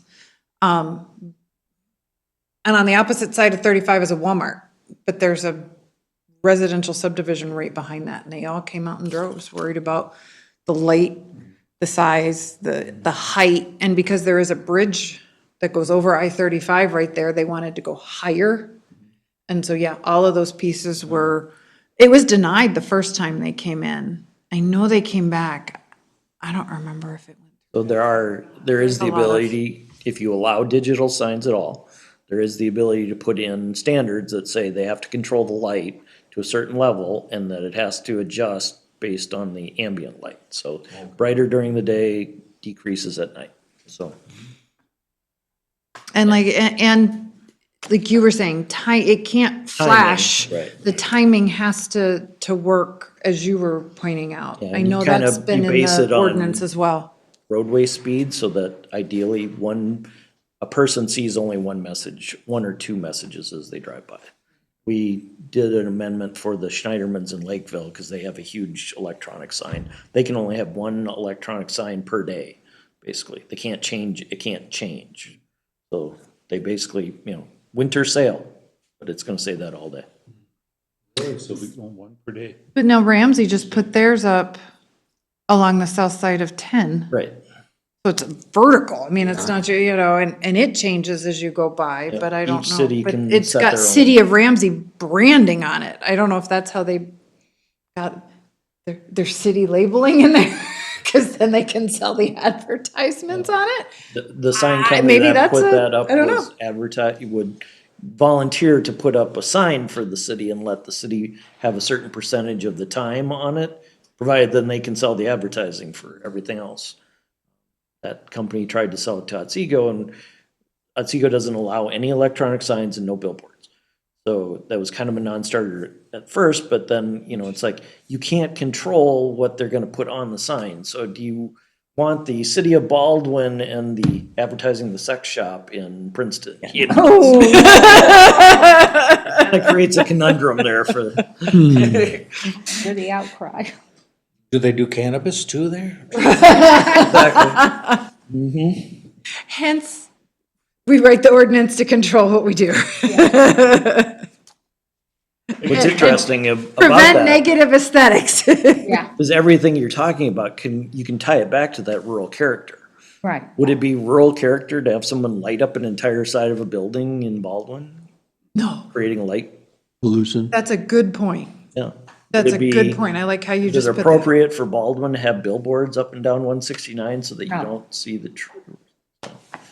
rural My character. trees up and down the road. So, I mean, it's such a fundamental definition of what you think Baldwin should be that it can really guide everything.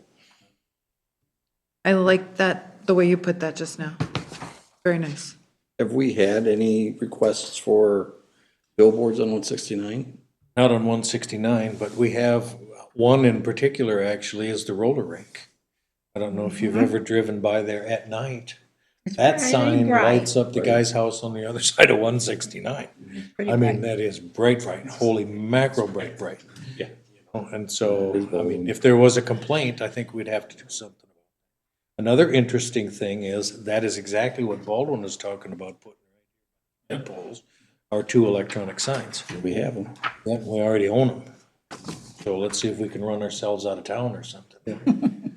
So there is a way to do that, you know, set up the zoning ordinance that says city-owned properties may have this sign. And the logic behind why you would allow the city to do it versus any other business is that the city council is ideally Control it. responsive to its constituents, so that if the constituents are upset about what is going on, well, they're either gonna change it or get voted out potentially. And they'll get somebody else in that would change it, so. Well, and they can control what's on it then. We could Exactly. put Blaine Fest information on it, or, I mean, there are advantages to, just because you have an electronic sign there doesn't mean it has to be on all the time if the city is operating it. Right. But it gives you options. Or not to be that bright. Or black background with colored letters.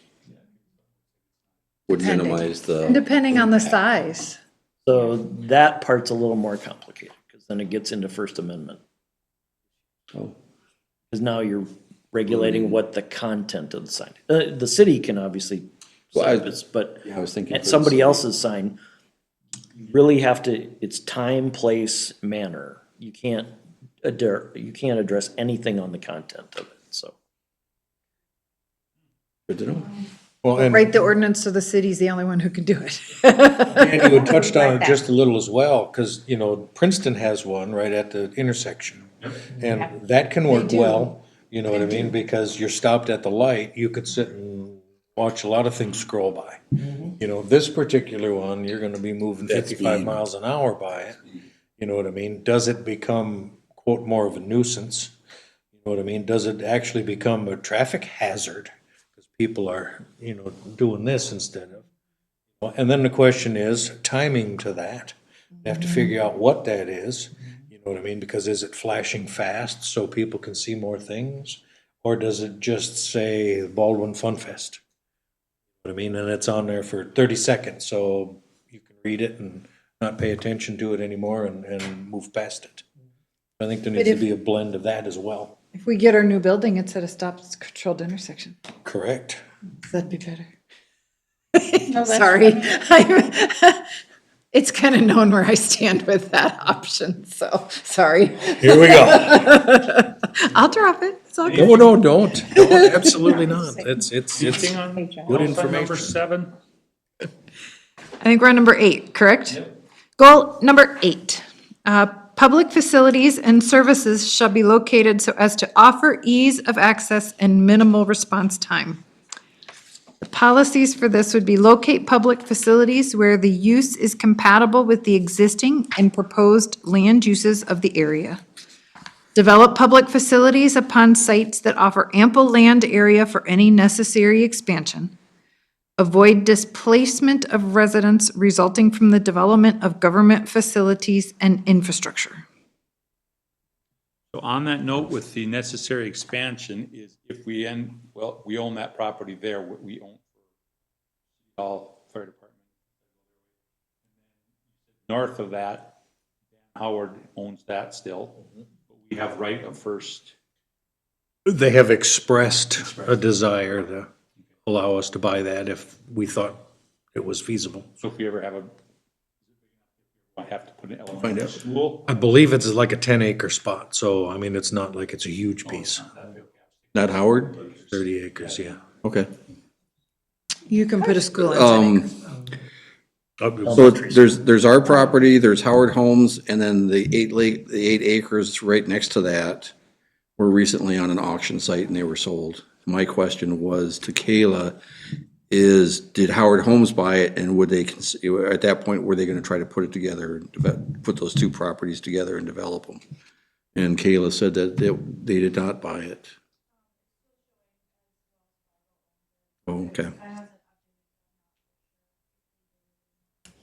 Okay, And it might would take a while for Sherburne County to update that. yeah, so there's potential there that, something's gonna happen with that lot. So 10 acres would be enough. Yes, and actually, I think,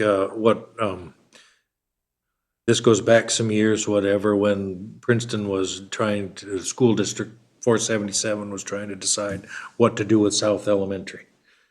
And throughout all of that, I was on the part of the committee dealing with all of that. And I brought up specifically, when they were talking about building a new school, to build it in Baldwin. And basically what I did is I threw a brick in the beehive and, oh boy, gosh, Dad, man, bad deal. But what came out of that was many people there said, well, no, you can't do it without sewer and water. Not true. Completely not true, right? And even the engineer that was hired to, head up that task force, if you will, said, oh, that's not true. So we know that something like that could easily be possible in some areas. And I'd thought, what I said in that time was 120th and County Road 9, or County Road 19 and County Road 9. Because there's quick and easy access everywhere, and so, and I think that's part of what this means. The 30 acres we own, if and when we build a building, whatnot, and that kind of a thing, When. whatever. That, the surrounding area, we don't need 30 acres for our campus. Right, so we'll hang on to the rest of it to see what happens. And if our new facility is fodder for some new businesses moving in, whether gas station, convenience store, something, little office complexes, these kind of things, whatever, boom, absolutely, that is exactly.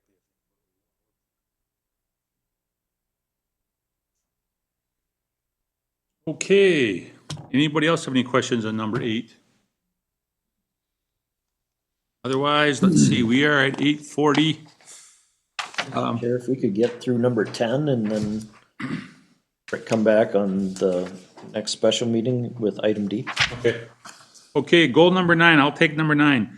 Public facilities shall be designed to enhance community identity and recognize in manner compatibility with the surrounding areas. Policies are, develop and maintain all public facilities to serve as examples for private development and to create a source of community identity.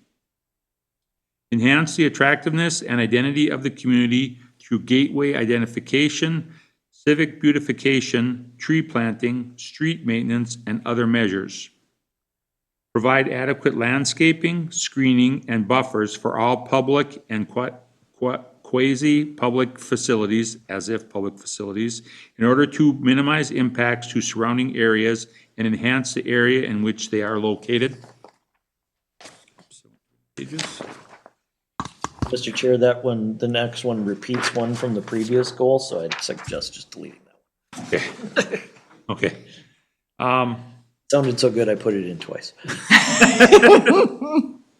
Anyone have anything on those 3?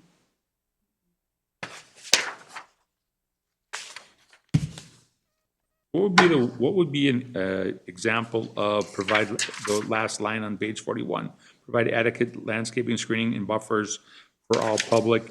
What would be the as-if public facility? What would be an example of a business? Oh, a quasi-public facility? Church. So an institutional use that's not public. Okay, okay. I was trying to think of an example when I was reading. Church this. is the Church is number the one. most. Is that the most common? The number 1. Okay. Okay, and then number 10. Does anyone want to take that one? Yep, I'll take it and finish it up. Thank you. Goal 10, development shall provide for logical extension of related infrastructure and community services in a fiscally responsible manner to maintain the city's current favorable local tax rate. Policies promote infill development and follow an orderly pattern for expansion that maximizes investment in existing utility and transportation infrastructure. Delineate boundary limits for new development and stage expansion of infrastructure necessary for new development. Discourage subdivision of parcels not contiguous to existing rural residential, commercial, or industrial development that expand the city's existing service area, service delivery areas, and create scattered nodes of development. Prohibit premature subdivisions in areas that lack adequate infrastructure, such as transportation or other public facilities and services. Any questions or any comments from you on that, sir? So these are actually all growth management policies. Basically, you want development to extend outward in an orderly manner. You don't want subdivision, mile of no development, subdivision, because that's just extending the distances for streets, for maintenance of those streets. It's best each parcel in an order goes. It's not as significant here without sewer and water utilities, which is critical, which is really the driver of that, but from a street standpoint, it's very important. Have the third one where you're talking the last words, and create scattered nodes of development. Right. Okay, anyone have any questions on number 10? Otherwise, we'll wrap this up for tonight. Okay, perfect. So we're on page 42. We'll come back to that at our special meeting, second Wednesday in February, which is what, the 12th? Is that what it is? think so. February 10th, 11th. I think. Yep, the 11th it is, okay. Anybody have anything they want to just comment on that? Otherwise, we'll go to the next one. Okay, let's go to G, City Council Liaison Update. Okay, couple of things, actually. Accessory buildings, here, we call them containers, actually, and things like that. You guys had some discussion at the last meeting, thought there was gonna be more tonight. Maybe it's kind of a blessing that there wasn't.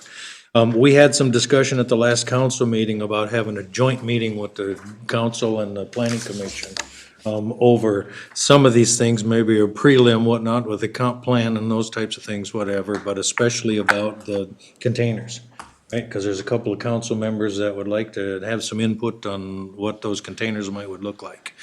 And it's tough for me, you know, as the liaison in these meetings to, you know, I want to hear from you. I don't want to steer you guys, right? You know what I mean for that. But if we had a joint meeting, I think everybody could have an in-depth discussion. So I don't know if this would be at your next meeting, and if you guys are amenable to that.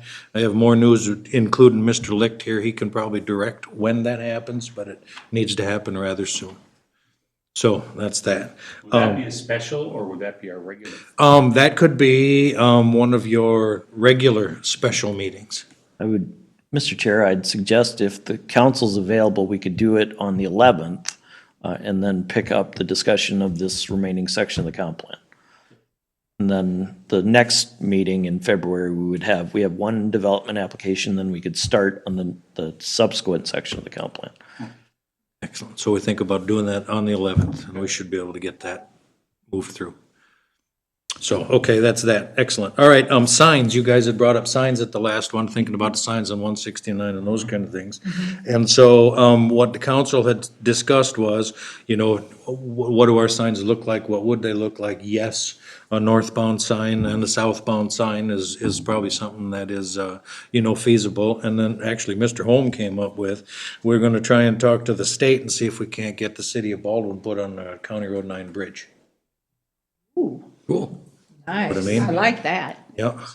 So on the County Road 9 bridge, as you're going north, you'll see the city of Baldwin, right? So when they put 610 in, or not 610, I mean, the access to Dayton, whatever, over 94, it says, that new bridge says the city of Dayton. So let's see if we can do that with Baldwin as well.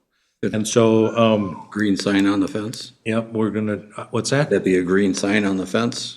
I don't know. I don't know what what the the whole state wants to do. ramifications are gonna be. I would assume it would be we buy the sign and they install it, or they hire their people to install it, but I don't know the answer to that question either. Good luck. I would like to see the city of Baldwin literally on the concrete part of it, not up on the fence. Okay. A lot of them go, like City of Edina, going south, again, I was driving to the conference, I drove my different way this today, had the same thing, like you say, on the bridges. So it's not Yeah, like we're it's on trying to on the reinvent the spanner on wheel. the bottom, in the You know what I mean? concrete. That's Looks been done, really so. Pretty. That would be cool. And then it was thought that, because we had some discussion at the planning commission meeting last, is what signs on 169 would it be? And the thought, at least the preliminary discussions were, welcome to Baldwin. We wouldn't necessarily need you're now leaving Baldwin, if you will. So we'd have entrance signs, but not necessarily exit signs. Yeah. Now, the question would be, and maybe that can come back to the planning commission as well, is what do the signs look like? You know, what are we looking for? Are they huge lighted signs? Are they gonna be some kind of a neon sign? Are they gonna be the big concrete, you know, type, monument type signs, those types of things?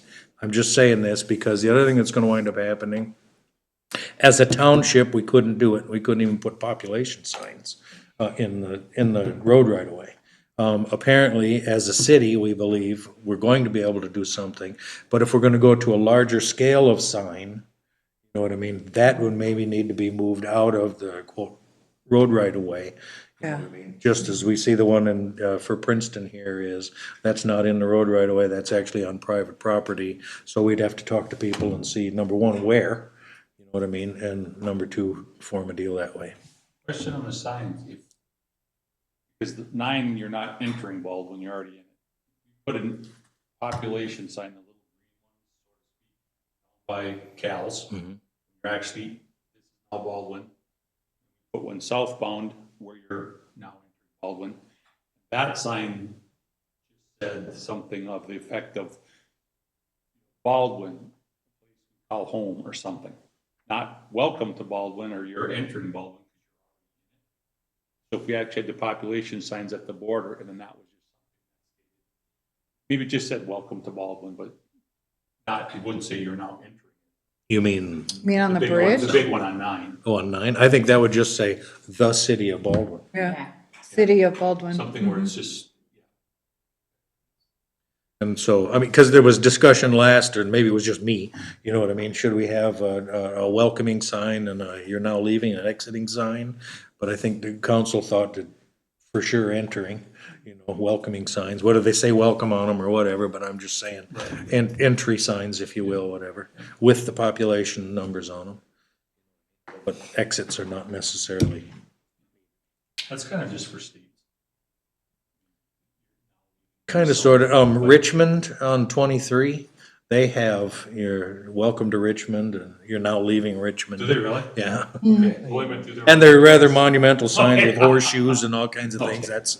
So they are out there, but, Isn't that big? no, no. I was gonna say, must have grown since I was last there. Okay, let's see here. Then I've got, on here, I gave this, to you. This, I think Dan got this. I don't know if you guys have this. There's actually more to this. And I'll have, Kayla and or Joan forward this all to you. There's some stuff with graphs and things in 1975 versus, you know, 2025 and things like that that go along with this. Really, that's not even homework, but it's just kind of interesting whatnot to see. So the 2025 HBs here, whatnot, those are the homes that were built. Right, so that's housing. And estimated population 7135, that, we have some qualms with that, I'm just saying, because we were at 7,500 at one point in time, we didn't reduce from that. But whenever they do a census and it drives a new population number, it seems to be off and skewed. But at any rate, just to see where we are here, and you look at, so there are 378 Princeton citizens, if you're residents, if you will, that are actually in Sherburne County. So what this is all put together with The is. rest are Most in of Mille Princeton Lacs. is in Yeah. Mille Lacs County. So that's Mille Lacs. actual, Correct. that's the actual residents that are in. Yes, Okay. yep, exactly. Interesting. right? And so, and this is like around the mobile home park and all of that area, and that's where they fall. That's And so- actually good to know, because I've always wondered how many people in Sherburne County that are actually, for instance.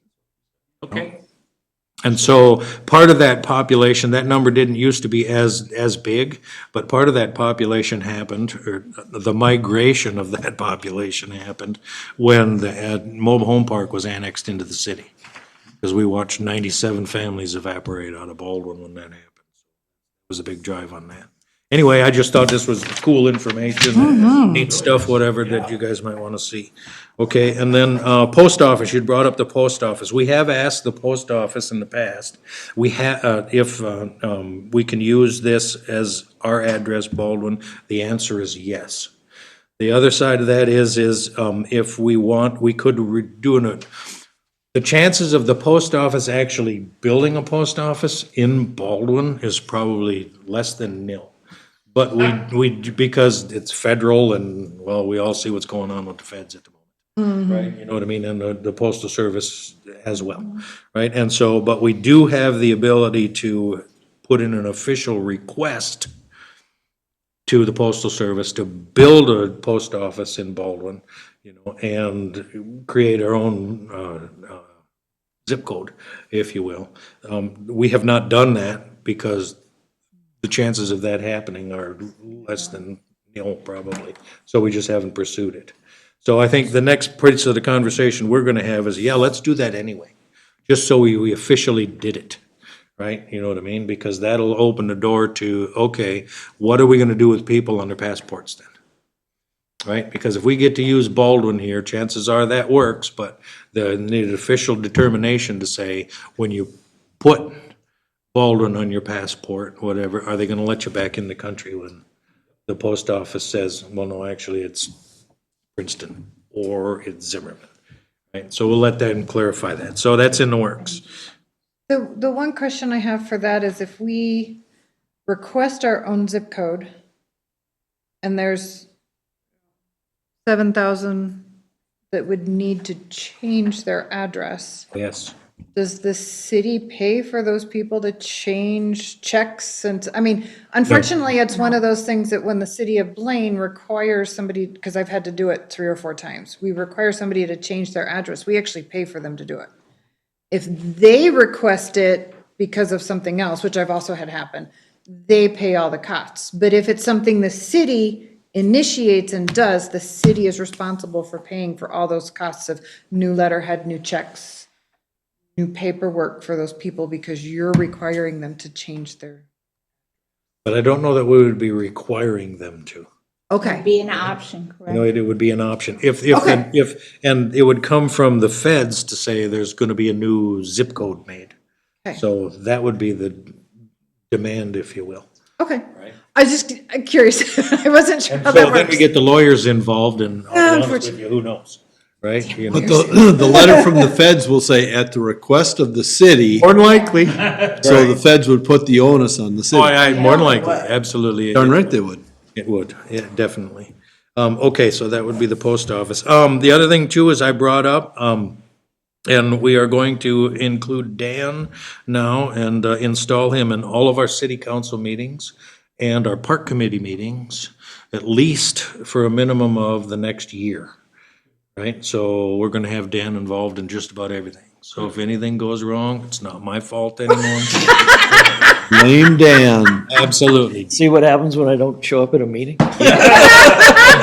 I said, did you actually agree to that? He wasn't there. I was at the council meeting. I'm thinking, oh boy, Dan, wait till he hears this. I think it would be a very good thing. I mentioned that, I think, at the last meeting as what I wanted to do, and there it was. It was a trade-off because I have 3 cities that had council meetings or planning commission on Mondays, so it was always juggling where to be and when I could be there. And the mayor said, well, if we move to Wednesday, would you have any problem going to all of them? And I'm like, well, no. Mr. Chair, just a comment. I thought that was a great move on the council's part. I mean, Dan will be a huge asset. I agree. Dan brings a professional attitude or presentation to just about every meeting that I've seen him at. calmness. Yep, he needs to, I think, be involved with all of Knowledge us. base. Yep, absolutely. Plus, we booted the attorney out, whatever, at every other meeting, so this is that was a good move. That's anyway, truth, but Was it but needed? I'm being a little facetious here. Was it needed for every meeting? No, correct, right. Well, and we did that too. As a new city, we wanted to make sure that we had legal counsel at every meeting. Because if something came up, we wanted to be able to make changes, decisions, whatever, and keep rolling. We're into it now, and there are some times when it's not necessary, so if we can, every other meeting is what he's gonna be at now, so if we can, direct the issues or policies or questions to those meetings, we're gonna try and do that. And then the last on here is goals, because I remember I had told you guys not wait until the goals come up for the council. We set our goals, we don't have them ratified yet, but I said I was gonna do it, I did it. My first goal, for me anyway, is to bring the feasibility study for the municipal liquor store to fruition. Right, and so at any rate, and I added that on there because whether we do it or we don't do it, whether it's feasible or not feasible, we need to know that. We need to know that moving forward. We need to have, educated decisions on that. And what that is actually the feasibility study is a $36,000 expenditure, another outfit, whatever, but I think that'll drive us in the right directions. With that, the one other thing too, it's a little bit off put. Last night, there was a meeting, it has nothing to do with the council, if you will, whatever. Last night, there was a meeting, Brian Lawrence and Andrew Matthews. So Representative Lawrence and or Senator Matthews, whatever, had a town hall meeting at the library in Princeton, and I went to it. Very well attended, it was there.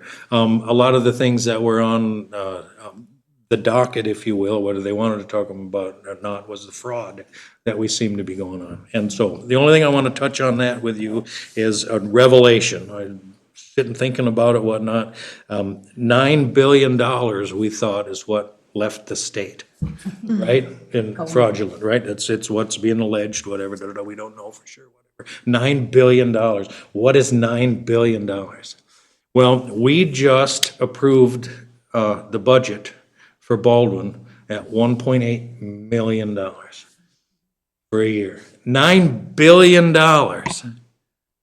is 5,000 years of Baldwin at 1.8 million. We're talking huge numbers here, right? Anyway, so that was a revelation. That's all I have. The other part, we are number 856 as far as the cities are in the state.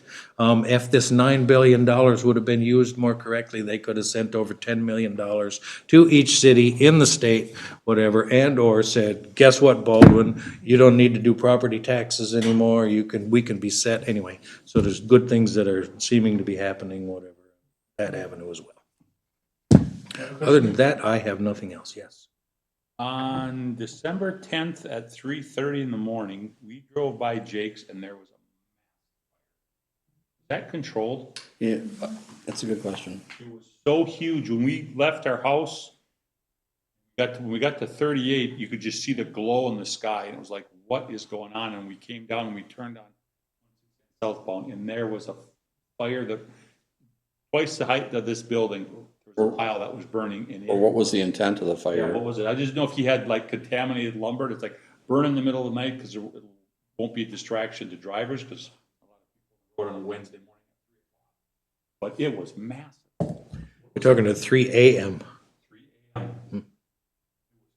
mean, I drove by during the day and on 169, they had construction sign up saying controlled burn, do not call It's services. it then, okay, because Yeah. Oh, the cops went by, it was so dark. So I'm assuming at that point it was known by the fire department and controlled, I'm I guessing. know when we met out there on site with Chief Case and myself with Jake, that he did have a stockpile that he wanted to burn, and he was working with the chief on that. So, It was off the southeast corner of his building.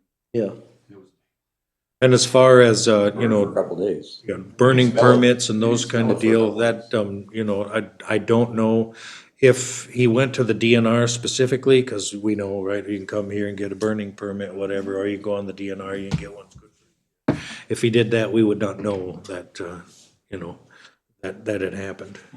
So, I mean, were we aware of it? I don't know that the city was aware that that was gonna happen. I never talked to Scott Case, whatever, about anything, so. Mr. Chair, can I comment on that?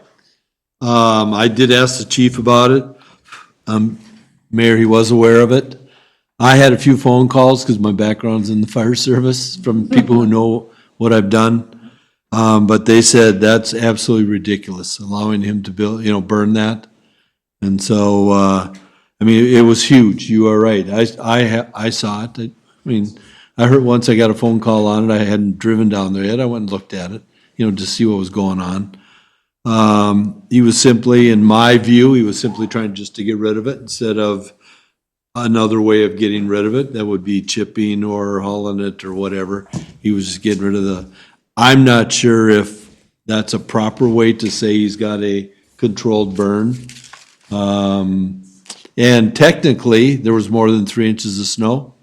He wouldn't have needed a permit anyway, because under DNR rules, once you get 3 inches of snow, you can burn, even though the pile's way bigger than, 3 foot, 10 foot, whatever. It was humongous. But anyway, I know the chief was aware of it, not that I don't know if he gave a permit or anything. I didn't ask him that. I said, were you aware of the fire? He said, yeah, that's it. And I didn't quiz the chief on it because it's not my business. But a couple of people that called me thought that was totally ridiculous, that was allowed to be burning, especially if that wind would have shifted and would brought that, back over 169. So, because it's right there, it's right on top of 169. Could have caused some luckily he had a pretty good morning, because it was going pretty much straight up. And it was a big enough fire. Yep, and it was, but initially when it started burning, it was pretty smoky, but then it got pretty hot and it was, going. But I don't know if that close to 169, if that was appropriate. Well, and Mr. Chair, the other fear is if it goes east, it'll go all the way to Long Pond. Oh, I was worried about that. I'm Like that. I'm like, Oh, yeah. oh, that wind shifts and starts blowing. If we think about anywhere in Baldwin where there's a potential fire hazard, that's it. You know what I mean? With all the wooded areas all the way through there, with the deadfall that's in there, that's not been cleaned up, and all of that kind of stuff, that is a legitimate concern. It was interesting, I know that. First time I'd seen it. Okay, let's go on to H, Commissioner update. Mr. Stoffern. I have nothing. Can't end the meeting now. Commissioner West. In the essence of time, I just have one thing. I will not be here on February 25th. Okay. I will be a couple thousand miles away from here for a couple weeks. Oh, So on a trip, my wife said we don't go on vacation anymore. We're retired, so we go on trips. where are you're going? If you Grand don't Cayman. mind. Honeymoon. So anyway, so I won't be here on the 25th, but I will be here on the 11th. 11th, okay. Yep, If you don't mind shooting us a reminder, even though Kayla has sure. it. Yep. Okay. I agree with your wife. My husband keeps saying, I'm scheduling trips. I said, when you can walk across our dining room without almost falling down, and when you can remember who you called to make the reservation, we'll go. I don't think it'll happen. Brain fog from chemo is not fun to live with. I can't imagine. Very interesting. Anything else? No, just my neighbors call me and I say yes, I'll ask if I know, or if I don't know, I just send them over here to call Kayla or Joan. Perfect. Nothing at this time? I have nothing other than, I'll just address my style. Relating it to football, the two title games that were on last week, each game had one coach who was a micromanager, and another coach who basically surrounds himself with a good coaching staff and lets them do their job. Thank God those two teams advanced. The micromanager didn't. I've had bosses where they're micromanaged.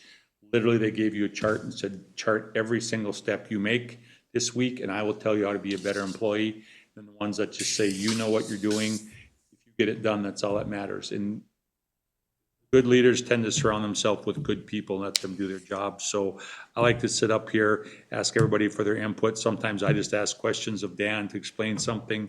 Sometimes for my needs, just sometimes if there's something else that comes out of that we can ask so that we're all knowledgeable, so that all of us are on the same level, same voice, same everything. I feel we get a lot more done when we all feel that we're parts of this commission. That's how I feel. On that, other than that, I don't have anything else to say. Turn it over this time to Mr. Lake. Mr. Chair, so continued discussion of the comp plan for the next 2 meetings. And then we do have the public hearing for the Mason Kennel interim use permit. They want to do an expansion there, so. Okay. They had requested that it be delayed because they were on vacation, not a trip. That would be the February. Well, good for them. 25th meeting. Is that Country Pub Kennel? Yes, That's the 25th? correct. Okay. Just a final word, Mr. Chair, and, thanks for that comment, but it may have taken longer tonight, but I thought we had great questions, going through that comp plan. So even if it takes a little longer, I mean, I learned a tremendous amount again tonight. And so the questions were phenomenal, and I look forward to the future. I would second that, Bruce. I've been on a lot of committees over the many years. This committee I actually look forward to coming to because everybody comes prepared. We don't sit here for a half hour and read last month's minutes. I mean, I'm sorry. I'd rather get to the discussion of what we're about. I guess I should state that too thank you for that point, because the meeting minutes, when I always say, anyone have any comments on it, or else I'll entertain a motion to approve. Just because that's the one thing that I really ask, even if you're busy, read that so that we literally will spend like a minute or less on that versus taking time, because our 2 hours is so valuable. To spend 15 minutes flopping through it, just seems like. Okay. But you mentioned that we were continuing this. Were we gonna do the special meeting with? Yep, we'll coordinate On the that. 11th? Yes. Here, I can move my footstool. You bring your gavel in and we'll smack them together. How's that? Oh, boy. There, I got it with me. Side by side. That's it. Dueling gavels. Dueling gavels. We have to get a picture with. So we can discuss how it needs to work, but we could just Got put one in his box and then. discussion with city Bring council another one. on the special meeting agenda. Yes, That's So funny. it would still just be the planning commission it meeting. really still will be your meeting. The council will just. I'm using both of them. Since we haven't adjourned, my future daughter-in-law, she knew, I talked about these meetings and I was so excited for Christmas. I opened this up and she bought me this because she says, you love these meetings and you need your own gavel. So it's not quite the same pitch versus, Ooh, I like but that. when you have one of each, everyone's attention. There you go. Ah, you can form a band. You were a drummer, right? Yes, my mom bought me drums. Get your bass drum for your foot, and There you go. cymbal and hi-hat. I love it. That's awesome. This next year.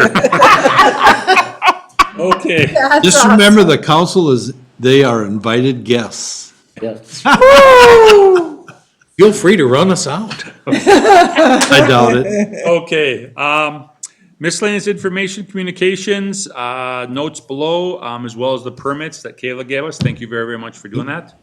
And after that, I'll entertain a motion to adjourn. So move. Do you have a second? Second. A second? All in favor signify by saying aye. Aye. Opposed, same sign. Meeting adjourned, 9:13. Thank you. Great job. Was absolutely awesome. Phenomenal.